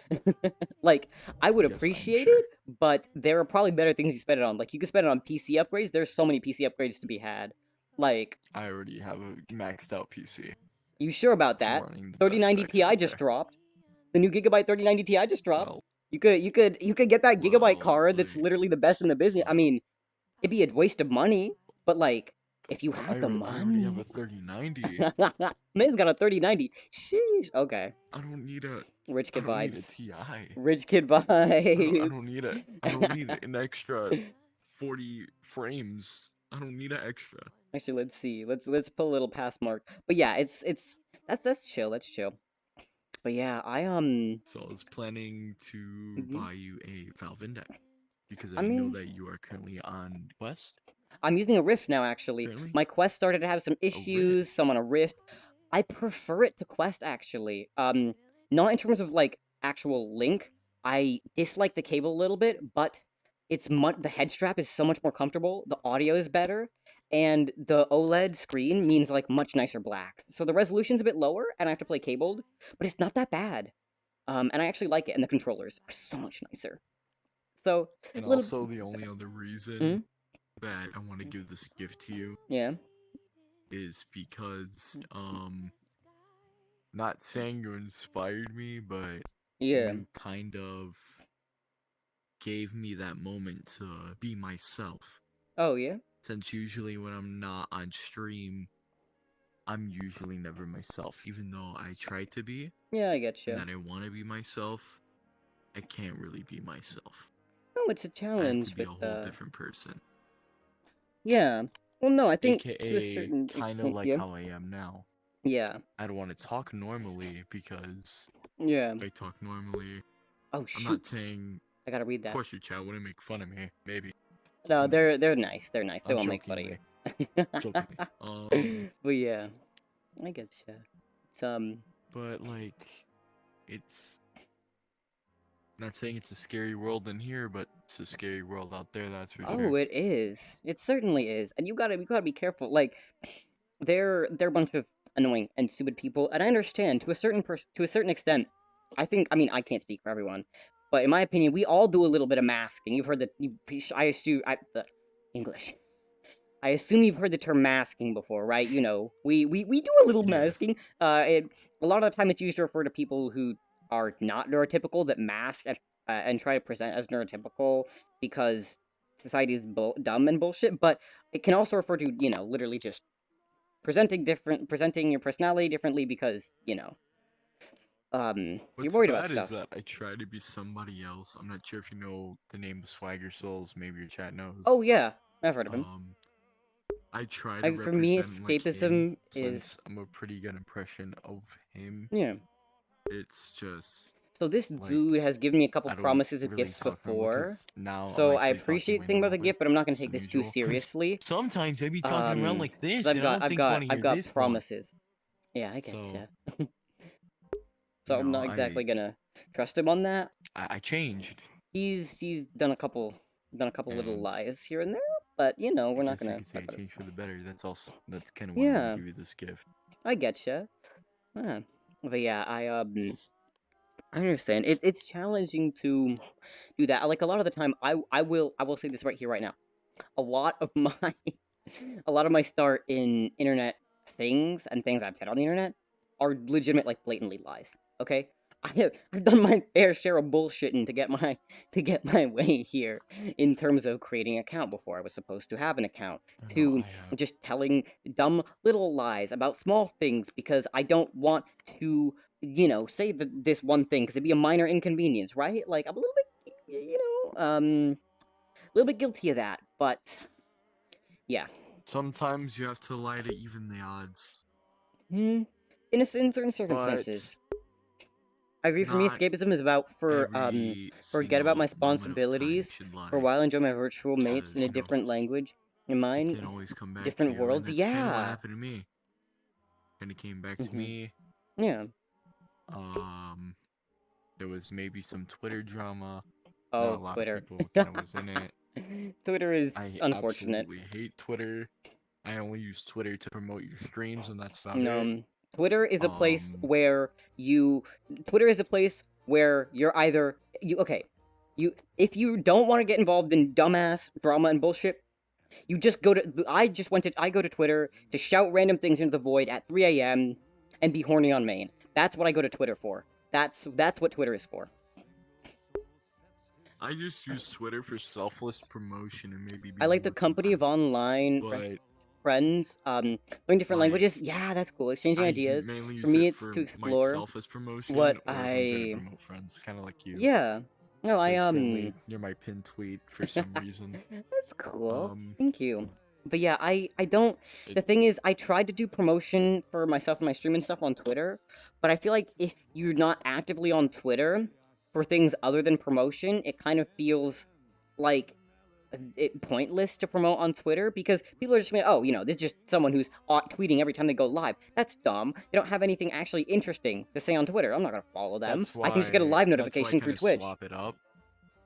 Yeah. That's kind of why I swipe it up from. It wouldn't be not possible like in the universe we're in. Yeah, that's the thing that I love about swap like it up online from and VR chat time is and that time again. I could talk to people that I never would have That's gotten to kinda met how the reason how I IRL. met new friends on Twitter. But yeah, that's the Even cool though thing. finding friends on Twitter is Maybe if you see any of this on kind of a System weird 76 spot to Pangolin. be in. Yeah. If I'm being honest with you, there's two sides of Twitter. There's the horny men on Twitter, Hmm. horny men and women on Twitter, and then the Indeed. other side is just a spot where you want to get canceled. There's One of those. there's politics and then there's horny. That's Twitter. That's what you have. And then you just got We random. all You've disagree on got something. yeah, what? Kanye West 2024. I'm 90% sure I heard that I mean, this is just a rumor, but I think my physics teacher voted for Kanye, like, unironically. Kanye. Opinions on the System 76 Pangolin? I've heard good things about System 76, but I've never had any experience with them. I'd have to go look at the Pangolin spec. But like, System 76 is pretty chill. Who's talking? That's this boyo. What should I call Hi. you? What would you like to be called? Your name's changed a little bit. You can call me Zinx, or you can just call me Jay. Okay, cool. Either one is okay with me. I already know a couple J's, so we'll just call you Zinx because I don't want to get mixed up. Is that okay? Your choice. Okay. As I say, jumping between I streams, sometimes I lose From context. anything. It's One a of my full-fledged friends call me computer. Big Man, so Let's be gone. Yeah, yeah. that.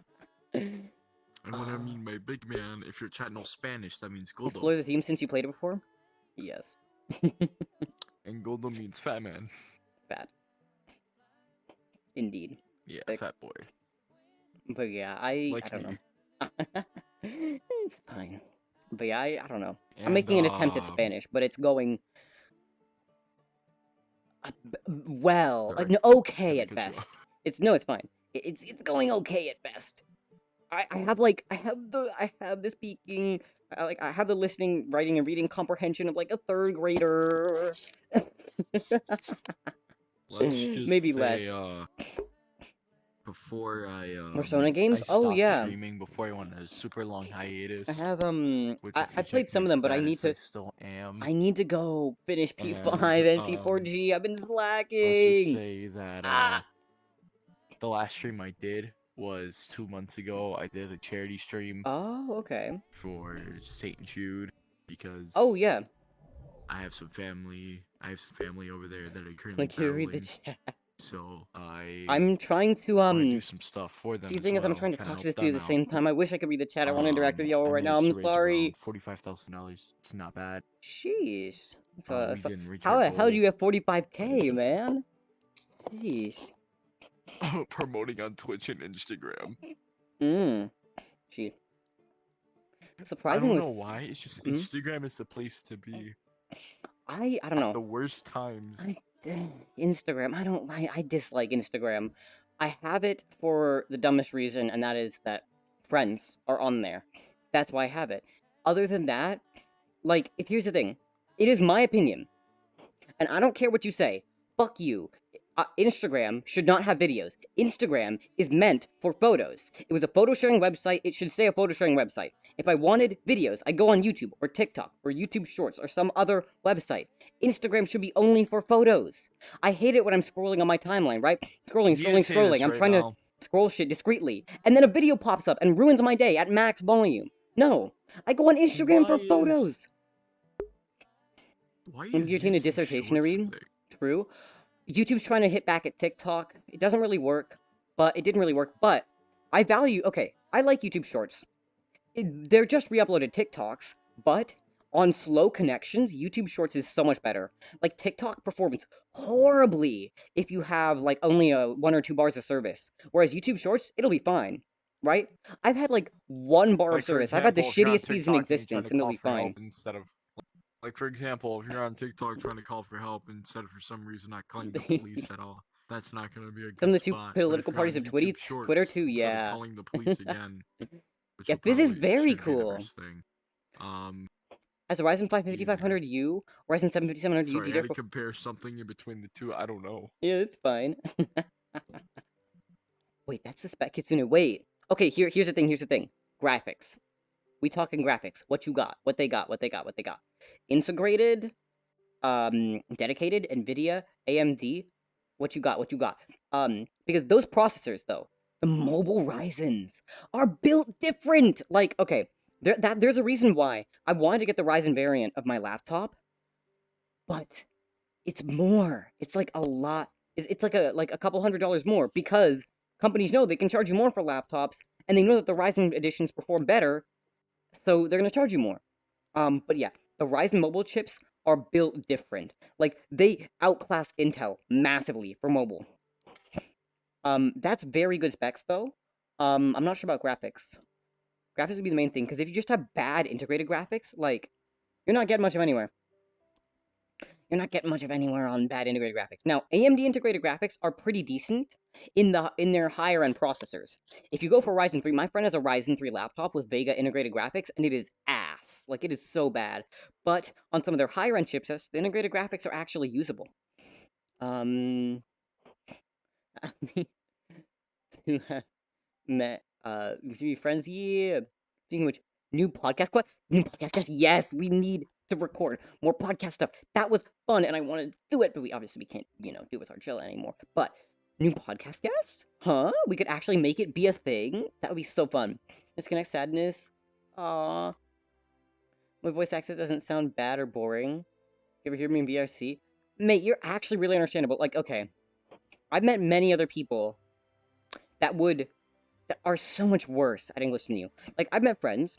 I'll say it. Horizon is much more challenging to understand than you are. And I can understand him fine, right? But he's not horribly challenging to understand. I have friends that are native English speakers that are more challenging to understand than you are. I have this one friend, no reveal name, mild doxing, but man's, when he is trying to prove a point, when he's in an argument, I'm speaking fast too, I'm kind of guilty of it, but he speaks really fast, and he slurs all his words together, kind of like that. He's talking like that, he just go real fast, you don't even understand what he's saying, like, he's saying so much stuff, and he said it really fast and, like, really like, close together, right? You can't understand any of it, but faster, he does that, but faster, and with less, like, clarity between the words, so, like, you speaking fine. Don't worry, and also, it's helpful to me, it helps me raise my English comprehension. This is the co-host, yo. On a podcast, waiting to be approved on Spotify. First guest, would you see? Sure. It depends on what's the podcast about. What's the topic? But what we gonna be discussing? What we gonna be doing? But yeah, podcasts are cool. I've dabbled in podcasts. The issue is consistency, and the issue is production, because it takes effort to produce the thing, and then often I'm like, oh yeah, let's do this cool thing, and then I record the thing, and then it doesn't happen, because I'm a lazy bitch. But, if I can be consistent, I can be consistent with recording. With editing, it's more challenging. That's why the strat before releasing any podcast, from what I've learned, is make 2 to 3 episodes. So that even if you don't have the energy to make more than like 3 or 4 total, right? You still have a couple. You didn't just bottom out at 1. Because if you just record 1, release it instantly, and then you bottom out, and you can't make a second one, that doesn't exactly look very good. Creator podcast? How do you start? Where are you now? That'd be interesting. That'd be very interesting. Would be a vibe. Happy to record for that. My schedule coming up is going to be a little bit packed. I'm going to be off for a week for the trip. And then I'm going to have to go straight into doing more stuff for school. Like the, final stuff, SIP stuff, talking leave stuff. It's going to be a lot. Coasting, yeah, if you guys wish. That would actually be fun. We have to find more concrete topics to talk about. We'd have to, be a little bit more organized than we were before, because before it was just rambling. I mean, that was kind of the name of the podcast. The name we'd workshopped was Ramblings from the Reverse Worlds. So it was kind of centered around that, but let's see. Refresh my Chrome, something's lagging badly, don't know why? Yeah, of course. So what about Argillo Guillotina? Well, releasing a podcast with him at this point, I mean, I don't think that Jay's gonna do shit, because he's been really flaky recently, and he's trying to work on getting his own shit together, really. He's not even focusing on other people's stuff. And, like, props to him for actually trying, He's trying to stabilize himself, but it doesn't always work. And I feel like he has enough to worry about on his own. Even so, I don't know if it'd be the play to release a podcast with him directly after the incident. It's currently called The Voices. I already have a crew. I'm telling this, I go deep into topics, hopefully not too deep for you. Oh no, it won't be too deep. I'm happy to go deep into some shit. It's interesting. Long conversations are fun. The main thing on that is scheduling. You can't just call me up at any time. If it's going to be a longer recording session, like longer than like half an hour, let me know in advance. Like, hit me up, send me a message on Discord, right? Be like, hey, yo, when would be a good time to record? This is when I'm free, and then I'll let you know when I'm free, and then we can work something out. If it's gonna be longer. If it's just a quick thing, if you just need to do like a quick, 5, 10, 15, maybe 20-minute interview, then sure, message me at any time, say, hey, you free? And I can probably join. But if it's longer, you know, I do have somewhat of a schedule some days, so you know, scheduling. But yeah, podcasting stuff is cool. I'd love to delve back into podcasting. I haven't. Oh god, one of these days, when I get affiliate and I have channel points, I will make it a redeem. I will make a redeem that is listen to an episode of one of my old podcasts. And this shit is mine. This is podcast. These are podcast episodes from 6 years ago, 5 or 6 years ago, maybe 7 at this point. So it's a while ago. We'll discuss that off stream if you'd like. I can discuss it on stream or off stream, whatever's fine. Like, I don't mind being relatively open with the situation. Yeah, no. But yeah. Definitely, it's usually an hour. Make sure to text you first. Yeah, please do, please do. Just hit me up on Discord. But yeah. I've been, let's see what I'm gonna say. Not much, actually. Yeah, I do like this world.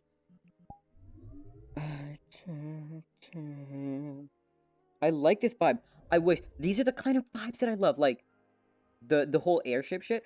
I wish there were more real like cool airships in here. Like if someone made a model of that airship from Castle in the Sky, if someone put that in VR, like in VR chat, you best believe I would dwell in that. I would live in that world daily.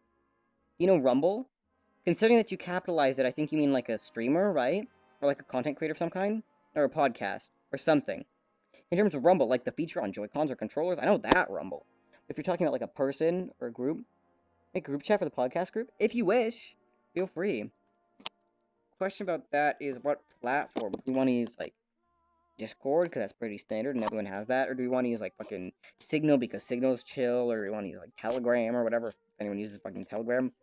Or do we want to like sell our soul to Facebook and go for WhatsApp? I don't think anyone wants to use WhatsApp though. But yeah. Platform is the other question. But yeah. Be cool. We could definitely do that. But yeah, define Rumble. Like, what Rumble in what sense? Like, what Rumble? Platform? Free speech? The platform Rumble. I will look that up. I don't know about... What is it for? Like, what kind of content? Rumble.com. Your rights management host. Oh. That's interesting.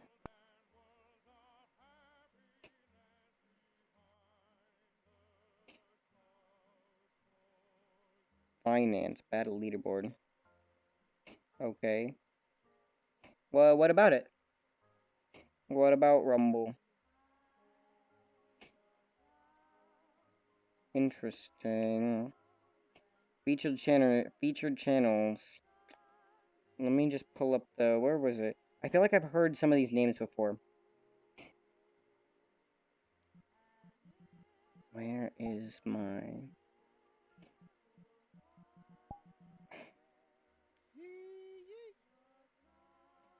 I guess the cloud. Probably hard to do volumetric. Go images. Alright, Vic, where are we heading? Where is it? Tilted Towers. I swear it was on here. Wasn't Okay. On the Yeah, Tilted okay, that's a vibe. Towers. Not particularly. I was You just guys thinking ready to about- jump out? Alright. Alright. Let's go, Fortnite gamers. Alright, Get up. guys. I get first call on loot, okay? The scar is mine. That's a Fortnite thing, right? I've never played Fortnite before. Was that good enough? The biggest Brazilian I YouTuber don't called know. Bruno, aka Blunner, I think I was played it banned from once. YouTube forever. Can create a new account. Oh yeah, well yeah, because once you're once you're off of once you're off of once you're banned from a platform like that, you're generally prevented from creating a new account. I see some relatively reputable outlets on here, and you've also got some other very interesting stuff. Okay, Fortnite. Yes. Okay. Seems like an interesting platform, though. Alright, how come you know the dances then? Fortnite. That's why. It's Fortnite. But yeah, what about it? Play me, Oh, I play can't, me I a play Basically, some stuff happened that happened to Joe Rogan. Oh, right. Yeah. Right, I remember that. I remember Spotify took a hit for making that podcast licensing deal. Which is very unfortunate. It's unfortunate that they made that deal in the first place. The sound, sound. Trying, guys. I never said cows were good at music. But yeah, I'm not sure. Mars actually the Brazilian Joe Rogan, Zam. The Brazilian Joe Rogan. That's a little bit interesting. Oh, sorry. I guess it's a silent piano. I have to do the loud piano. I can click the. Oh, we can't choose. Oh boy. Can't move. Love these. No, I moves. Love these hot takes on this. But yeah.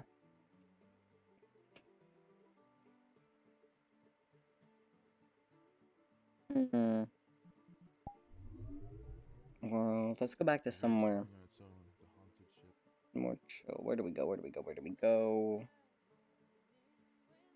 Need more chill world. Fly away. Love that song. But yeah. I'm not sure.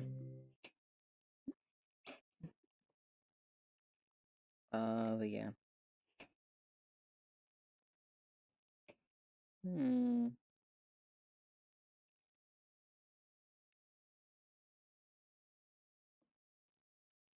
Never heard of it before. Doesn't seem. Is there? No, there's not an update.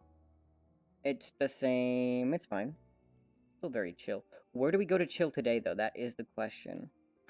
Probably not the Single Labyrinth. Wait, menu. I forgot about the menu. Right. You know what? Let's go to the highway. Yeah, there we go. See this? This is a nice little background. See that? Like, that is a cool-ass background. Just that as a photo. That is a cool-ass photo. Like, look at that. That view. I can't do it because this isn't the photo camera. Fuck. But yeah. Nice view. Oh, wait, they're configure tool only limited to 5700U version. It's kind of a vibe.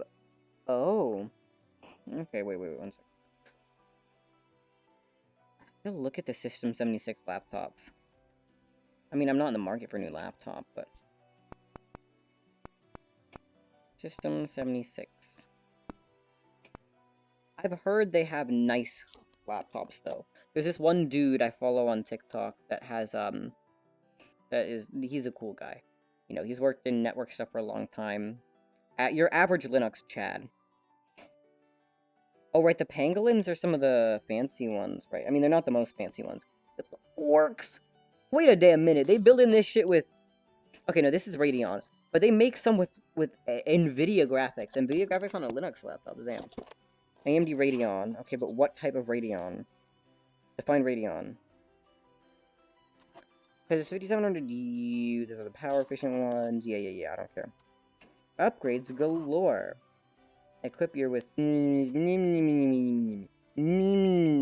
Yeah, you got those options. Graphic. AMD Radeon TM graphics. That's not terribly helpful. There are different kinds of Radeon Mobile. For sure, Brazil's Joe Rogan faces his own firestorm over free speech. It's on New York Times. Oh, okay.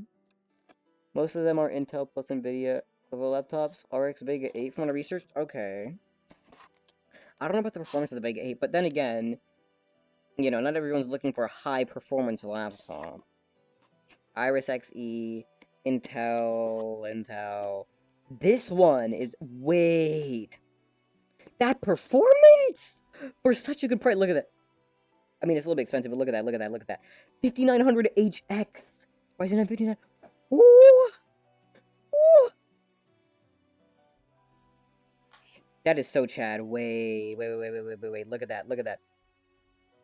About this model. Look at that. Ryzen 9. And a 3060! Whoa! I mean, 3060 is a little underwhelming. Like, you can probably get something better via other manufacturers, but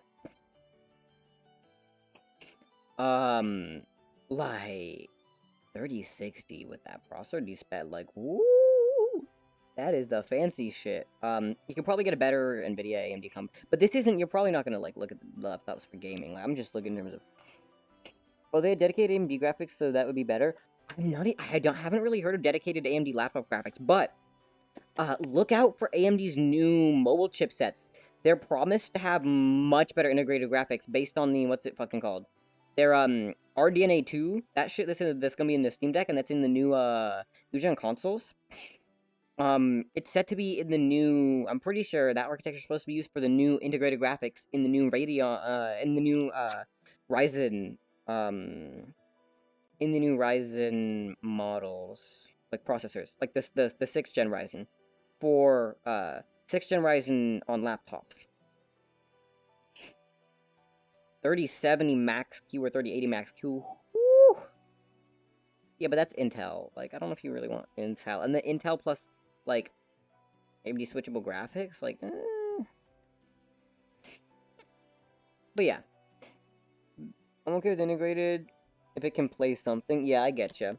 Well, honestly, if you're some of those new chips might be actually the play for gaming on Linux, because that's what, games are gonna start to target this hardware more as, one, the Steam Deck is using an RDNA 2 chipset based on AMD's RDNA 2 design. So that'll be similar to their new laptop processors. That uses their new GPU architecture. And the PlayStation 5 and Series X are based on that same architecture. So most new AAA games coming out, if you want to play AAA games, I don't know, will be targeted more towards that hardware, right? They will run most likely on that kind of hardware. So having those integrated having those kind of integrated graphics might be the play in the future.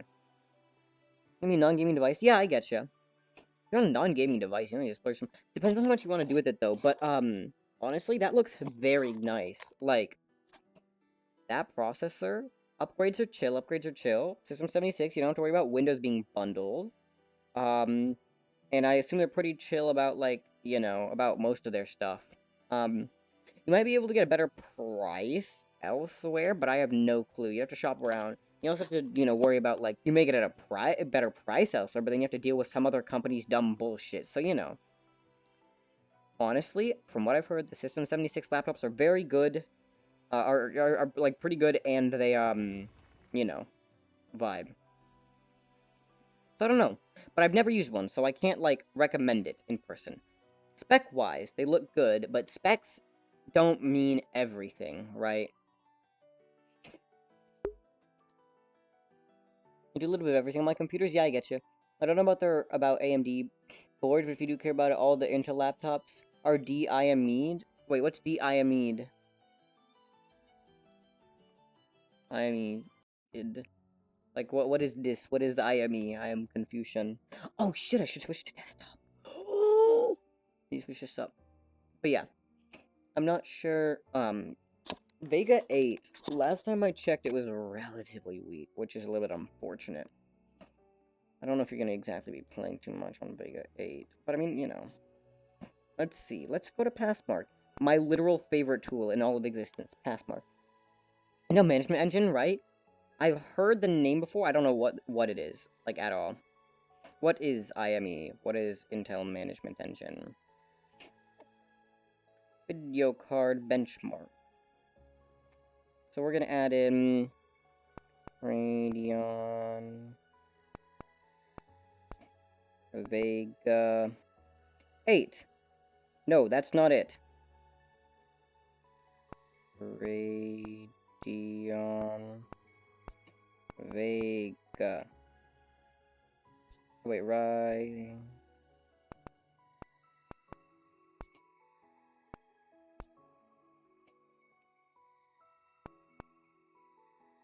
$5,700U with Radeon graphics. Oh, perfect. There we go. And then we'll add a laptop card. a kind of low end. We'll do 30. Oh.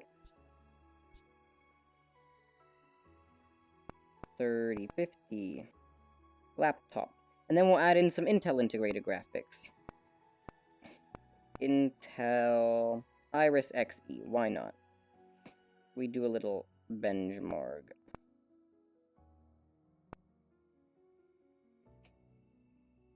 Okay, so it's not bad, but compared to a dedicated GPU, like, woo, it's not bad at all, though.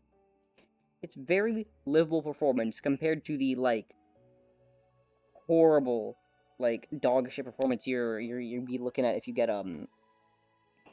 if you were to go for slightly older Intel integrated graphics. Like, yeah. But yeah, or slightly older, so. I will read that in just a moment. I'm gonna switch to desktop. So I'll read that in just a sec. See y'all in a moment! Okay. Oh, and my head's hurting too. Okay, come on. Fast switch. Speed switch. Speed. Speed. Okay.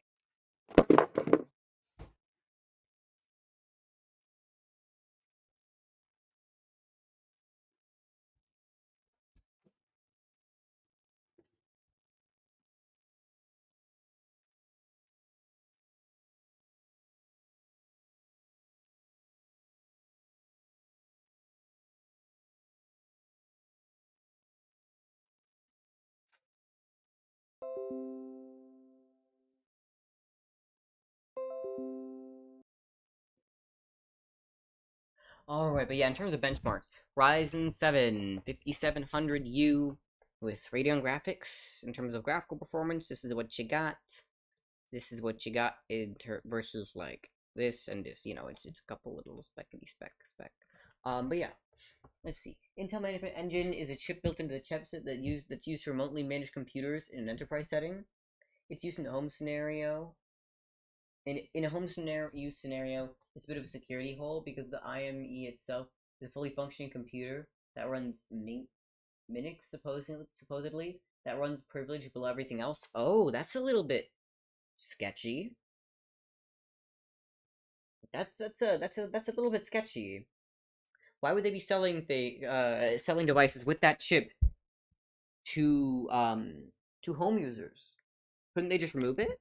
What's the reason for not removing it? That's a little bit sketchy, if I do say so myself. Genshin. I gotta take advantage of them Genshin dailies. We're gonna be switching to Genshin. Close. Close.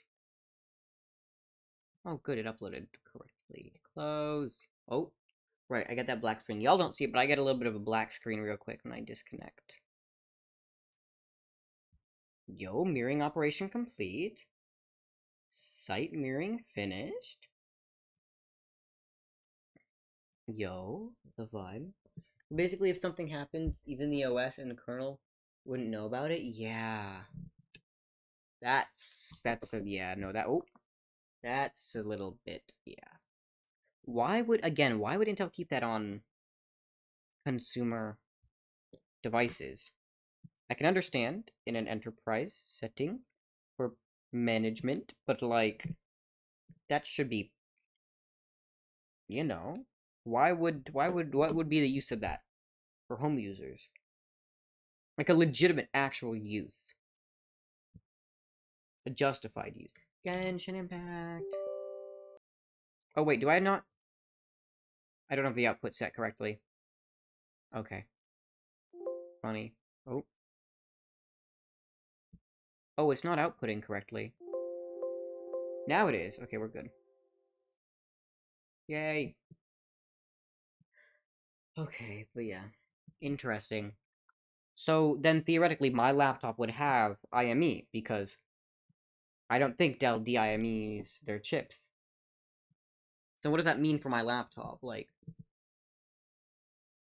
are there any consequences or benefits? I mean, there seem like there could be a lot of consequences. But are there any actual benefits of having it on consumer hardware?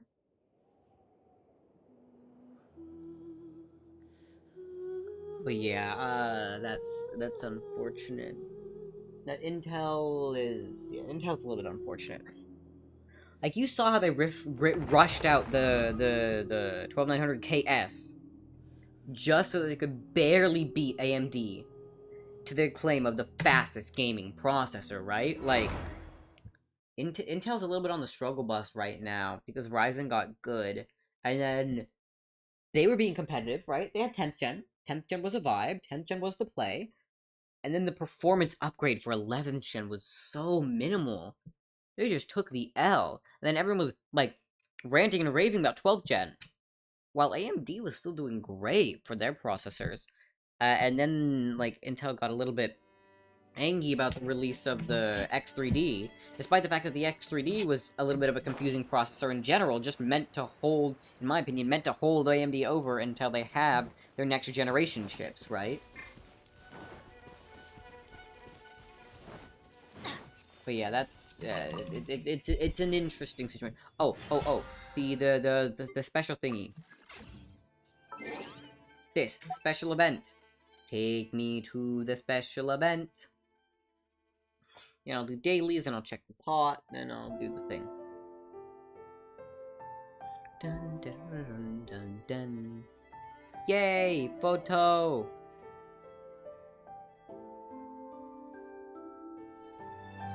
Aww.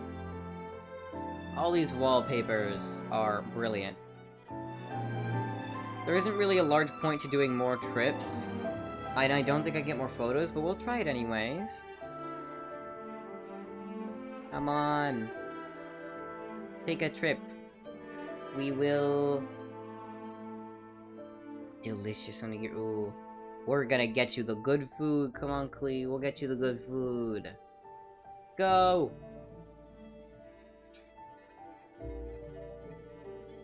Bye!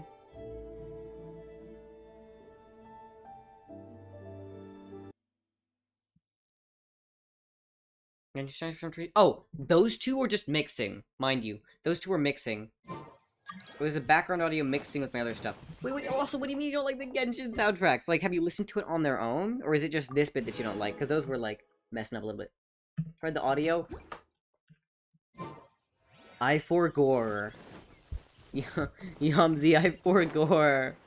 Look, I don't really think about this stuff when going to bed. I just, like, fall asleep, and sometimes I put on music. I forgot. Genshin soundtracks make me sad? Some of them do, I getcha. Some of them are a little bit sad, but not all of them are. And some of them are really epic, like the music here. You know what I'm gonna do right now? Look at this, look at this, look at this. This won't make you sad, look at this. The music when you get into a fight. In Dragon Spine? Like, oh my god. Vibin', vibin', vibin'.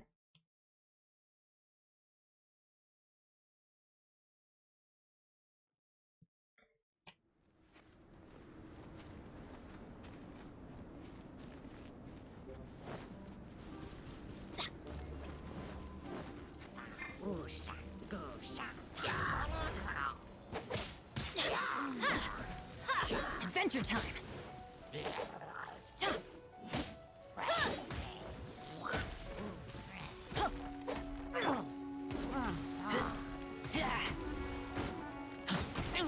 Maybe I'm misremembering. Let's light it up. Teamwork is dreamwork. Maybe it's a different place, I don't know. But some of the music is good, and I like it. And, yeah.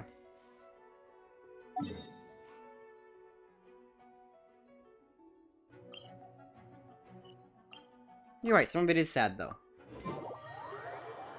Liu is where it's at. Liu is a vibe. Liu is a vibe. We do Weather's not stand bad Liu. today. Oh crud! I jinxed it. Now it's bound to rain. But, yeah. And also, like, this isn't exactly sad. But yeah, I getcha. Biz, do you play Genshin Impact? Did you play Genshin Impact? I know a couple people that played it and stopped playing. But yeah.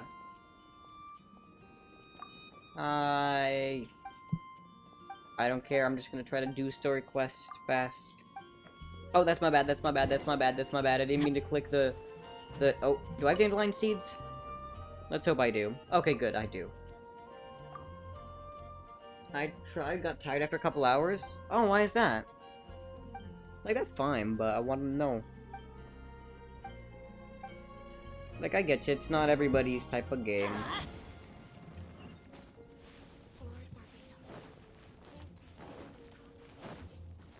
Adventure time! Off we go! Adventure time! It's beautiful, but I didn't catch my attention. Yeah, I get you. It's all for my daughter. That's fine. Doesn't, you know, not everyone likes it, and that's chill. I don't know. I enjoy it for the story. The gameplay is okay, and it's easy, but I like the fact that it's free and it has a decent story, and it's a nice, like, good budget, good looking free game. Like, that is so rare. I've gotten so much enjoyment out of a free game that, like, you know, I don't have large regrets about spending a little bit of money. It's like I haven't wailed, you know. I've spent, like, $30 in total.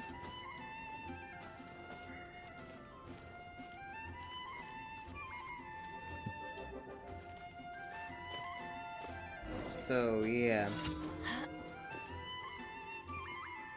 To keep it interested? Ah. Yeah. But yeah. I do enjoy... Oh, I think the game audio is too loud. Let's turn that down. But yeah, I do, you know. I enjoy it. It's nice. It's a nice game. I mean, you know, I'm not, you know... MiHoYo / Hoyoverse, dumb new name, but, you know, it really is a gacha game. You put in time, you put in money, but it's nice that you can exist as a free-to-play player. It's nice that you can. As one of the demo players with Shrilling experience, I got to play Genshin, no spoilers or tips to build. Oh yeah. Yeah, it looks nice, but I don't know if it catches my attention, so I tend to spend money. There's a problem as well, when I want something, I got that thing, I got it. So I just spend money? Yeah, I getcha. That's an issue, and some people spend a lot of their money whaling. My strat? Don't have my card connected to Genshin. If you look at this right now, right? Luckily, Genshin on desktop actually tries to quell your addiction right here. Let's say I want to buy this, right? I click proceed to payment. It hasn't saved any of my card information. It's not that easy. I have to now go get my card out of my wallet, go find all that stuff, and then, like, put it all in, and that stops me sometimes. It makes me have second thoughts. That's why I don't play on mobile, because my card is linked to mobile, and it is so easy to make a bad purchase, like a bad decision on mobile. But also, my strategy for that is, you can't spend money if you don't have it. I have 93 cents. Therefore, I can't buy Primo Gems, therefore I won't spend my money on Primo Gems. Big brain. Big brain. Big brain. Yeah, I get you. It doesn't catch everyone's attention. But yeah, I like it. I like it. And again, the fact this is free, this costs $0. It costs 0 Bobucks. It does cost time, though, unfortunately. The other thing is the way that it manages save data with servers and shit makes it really annoying. Like Yamzi said, right? He played Genshin on Asia servers. He told me this once in VR chat. And, then, you know, he's now currently outside of Asia.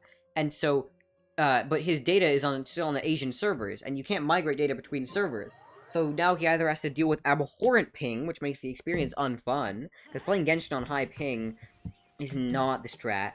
And, or he has to start over again. So, the way that they do save data with servers, the way that you have to be connected to online to play, the way that the anti-cheat is overactive, it has some issues. It's not without its issues. But, I like it. For what it is. Off we go! Although, needless to say, MiHoYo does not need more money. They made so much fucking money. Now, to be fair, they do pour a decent amount of that money back into game development. They've spent a lot of money on this game's development. And I'm glad that they do, because it gives it good quality, right?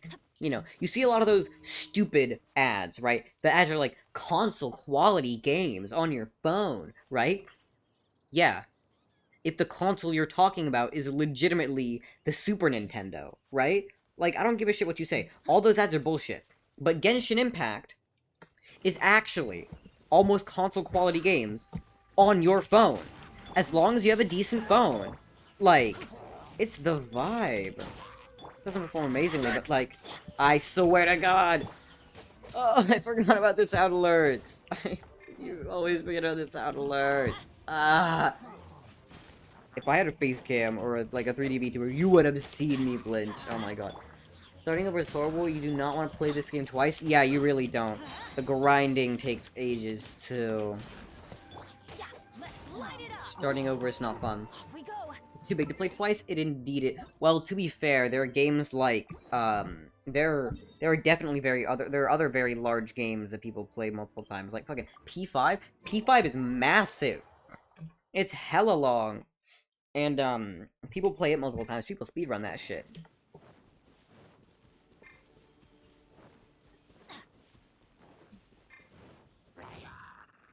I started Siri, it's okay. That's what the sound alert's meant for, like, that's what it's for. It's supposed to be fun like that. I don't mind. But yeah, really, honestly, I shouldn't be talking. I shouldn't be talking about games. I legitimately bought an entire Wii U console just to play Skylanders. Like, I do not have a right to speak in regards to video games. Like, believe me, I went all in on that shit. Let's light it up. MMORPGs, that stuff you will never get over. Oh yeah, there are also many massive MMORPGs as well. Like, oh god, don't get me started on, like, World of Warcraft and other games like that. Like, those ones are massive. But yeah. Needless to say, you don't really... I mean, maybe some people want to play Genshin twice, I don't know, but... Starting over, knowing how far I already am in the game, you know. Maybe one day to re-experience some of the story stuff, but... I don't know. Time. What time is it? It's 9:32. I don't have a large amount of time left. I probably won't do story today. Yay!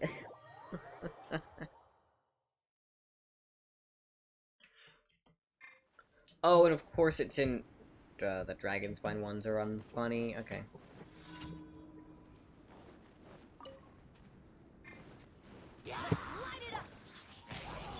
Near Tina, and thank you on aiding my decision to add another fox to my Temple of the Foxes. Oh, wait, how did I contribute to you adding another fox to your Temple of the Foxes? Also, Temple of the Foxes, I think I need to see this. I think I need to see what this Temple of the Foxes is. Rain outlines your fate. The problem is that there are too many content that you can't possibly grind back. Places that used to explore for fun now become a slog and a grind. True. And the other thing is, it's really like a time-based game. Like, starting now, you will have missed out on so many Primo Gems and so many events that you'll be really behind. And you have to be a certain, like, adventure rank and level to participate in certain events, so you end up missing out on a bunch of stuff. Like, it's, you know... It's unfortunate to grind twice. The same thing, I getcha. See, here's the thing, I don't really grind Genshin. I just play, man. Like, my stuff isn't overleveled. Like, I spend a little bit of time each day doing the basics, right? I don't really grind. I don't really grind on any game. Because it's not fun. If I'm not having fun, then why would I play, right? That's my philosophy.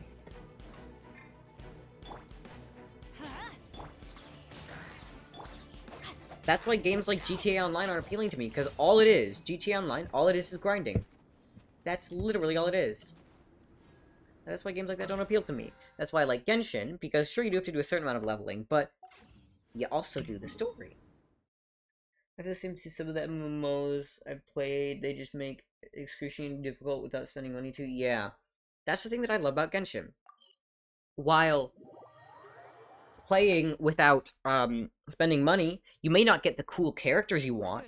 You can still play very effectively and not have a bad experience, right? Like, you might not get all the cool characters, but the only appeal of a character is because it looks nice. I don't need Venti. I have my team. All of these, I got all these characters without spending money, right? Xingqiu, Didn't spend a single dime to pull him. Didn't spend any money for Noelle. This was a starter wish. Didn't spend on Razor. Bought that through Paimon's Bargains. And neither on Bennett too. This was all free to play.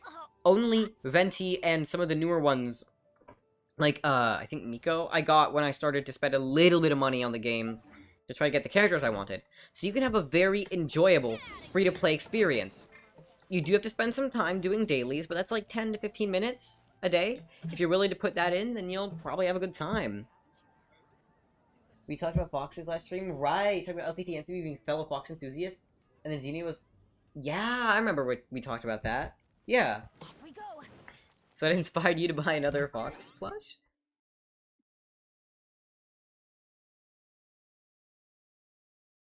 Or another Fox. Sorry, not plush. I mean, I just automatically assumed. As far as stuff as evidence, I'll see you after stream. Of course, of course. Place. Let's get on this Serenity Pot. Ugh. Their Serenity Pot is annoying. I mean, it's cool for some things, but like, ugh. It adds more extra complexity to the game that I don't use, you know? Great furnishing, obtain. Yay! How's my trust rank coming? Okay. Get that. Get that. Do we buy more blueprints? I don't know if buying more blueprints is the strat. Because I just don't think I can make any of them. I need to get wood. I need to go get wood, but I'm lazy. I don't think I'm ever gonna actually go get more wood, right? I'm never gonna look at it. I need Sunsetians. I really need Sunsetians. Oh my god. Ugh. Okay, it's fine. If you ever have any questions about the realm But- within, Yeah, this you is may one ask account. Having me. a second one. Watching the same exact cutscene doing the same thing. Without the mysteries, horrible writing, Genshin is fun. It's sad now I can get... You can play, you'll just have horrible ping. But yeah, I getcha. You spend large amount of time on an MMO style game? Yeah, I getcha. Have you heard of Save a Fox? Oh! Like, is it one of those things where you pay money to help do a thing with the... Yeah, wait, let me see. It's like those, like, adopted this, adopted that thingy. Where you help rescue an animal and you get a cool thing out of it. Yeah, see? Look at that! You get the... Oh. Yay! Yeah, so you get to help save a fox and you get a cool thing out of it. Nice. I don't know, 300 milliseconds, 400 milliseconds is an experience. 300, 400 milliseconds, that's not bad. That's what I play on daily if I play at school, because I have to use a VPN. That's not that bad. It's a little bit suboptimal, but you can do it. It's not merge? I don't know. Do they?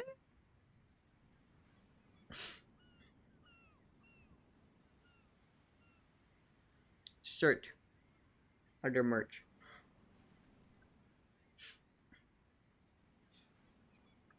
Apparently they do sell merch, and there's also more of it. Oh, and I did not mean to click on that. That's cool. Box plush! Aw, okay. You can never have enough plushes. Never. Never anymore. Yeah, they do save cute fluffy animals. Indeed. Okay, let's get back to the overworld. The question is, do we want to work on the battle pass? I know I'm gonna be gone for a minute, but the battle pass will still be here when I get back, and if I start working on more of it now... Let's use limited quantity? Ah, okay. Can't go back, the ping back in Asia was still too good. I bet you're close to the servers, huh?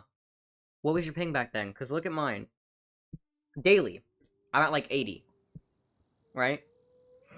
I'm at like 83, 84. And sometimes it gets higher. And then playing on a VPN, it's like, definitely, you know. 20 to 30 milliseconds! Damn! I thought you said Vietnamese internet was bad! I thought you said it was bad, mate! What do you mean? That ping is godly! For Genshin? I've never had that good ping on Genshin. Ever. Maybe it's just that the North American server is further away, but, you know, like, that's good. Oh, right, I'm here to hit rock. I forgot. I have to hit rocks.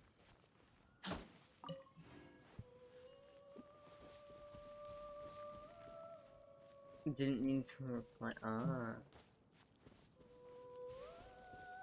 Typos, yes. Typos.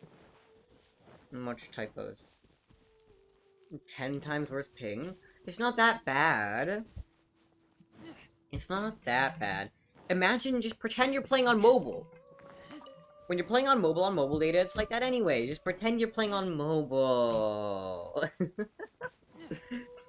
Just pretend.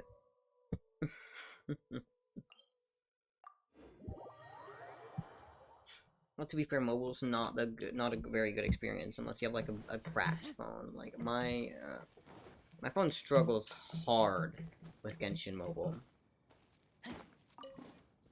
Maybe it's just my S9 being bad.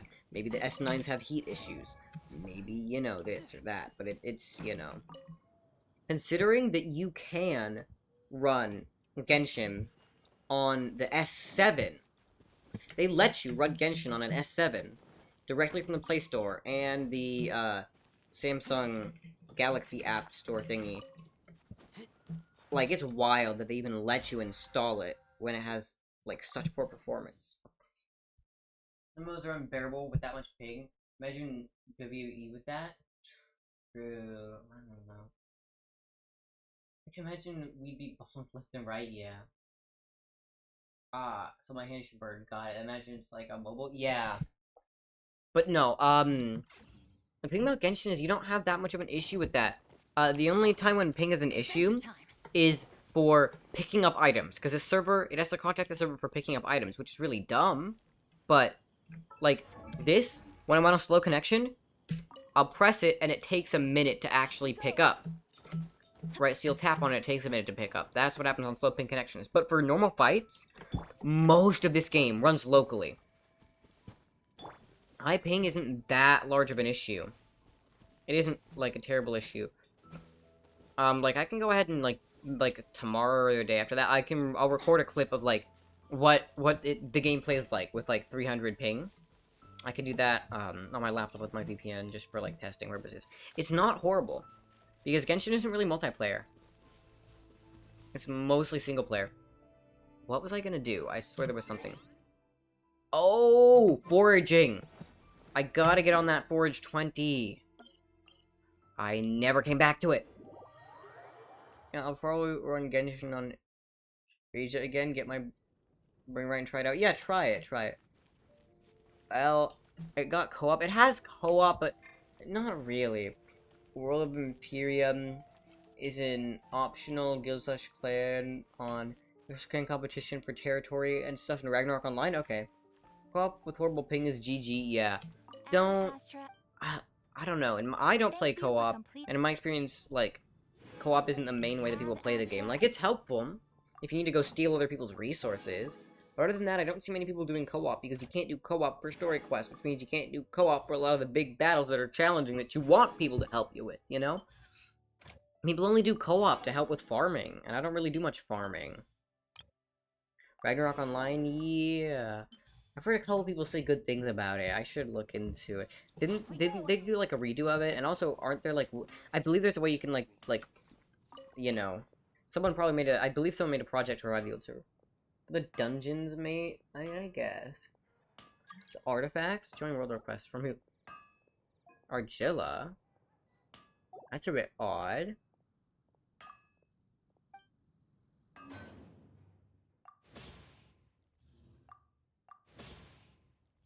I didn't play this if it didn't have co-op, TBH? Really? Oh, interesting.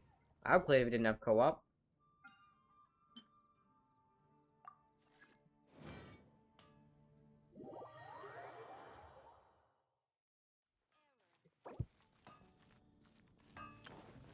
Hard work is all there is to the craft.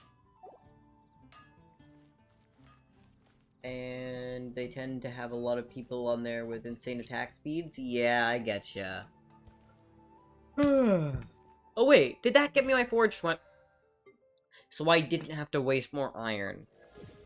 Funny, thank you. Okay. Well, I wish I would have checked that first. Oh, I'm getting close to Mora spent.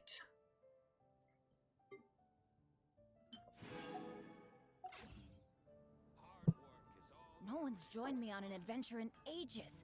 Come on, let's go. I rarely play co-op.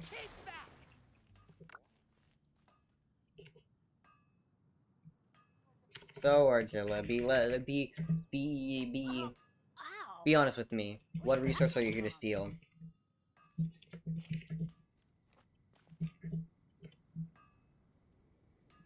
So, what resource are you here to steal? Yeah, about Ragnarok,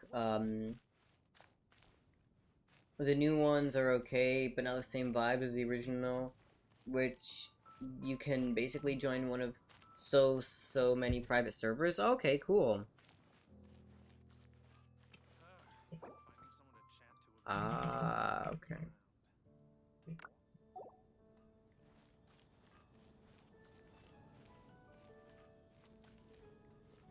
Hmm. 6 people, let's go. Sir, we don't do that here. We know bring viewers. We don't bring up viewership. But yeah, that's cool. Okay. For Venti, come on, mate. I need those. Dude, don't steal mine. I need my Celias. I need them. Don't steal mine. I have Venti too. I'm a Venti haver.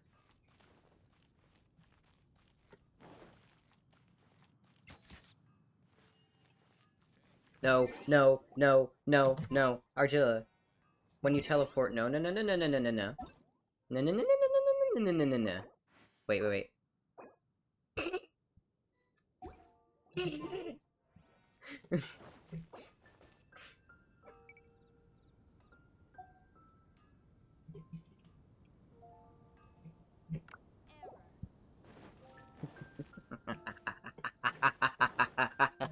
Wouldn't gliding be faster? My world, my rules. My world, my rules, bitch. After many years this year, Gravity Ragnarok property owner started an official nope for Tanko down on private servers, otherwise the owner will be sued. Oh.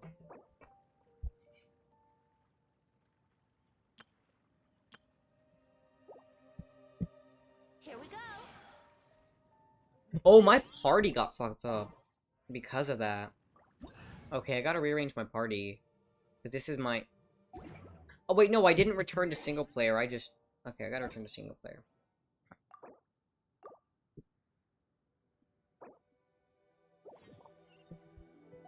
There we go. There's my team. There's a team. Speaking of, I should get Cecilia. And I should also start doing some... fighty for Venti. Let's do that.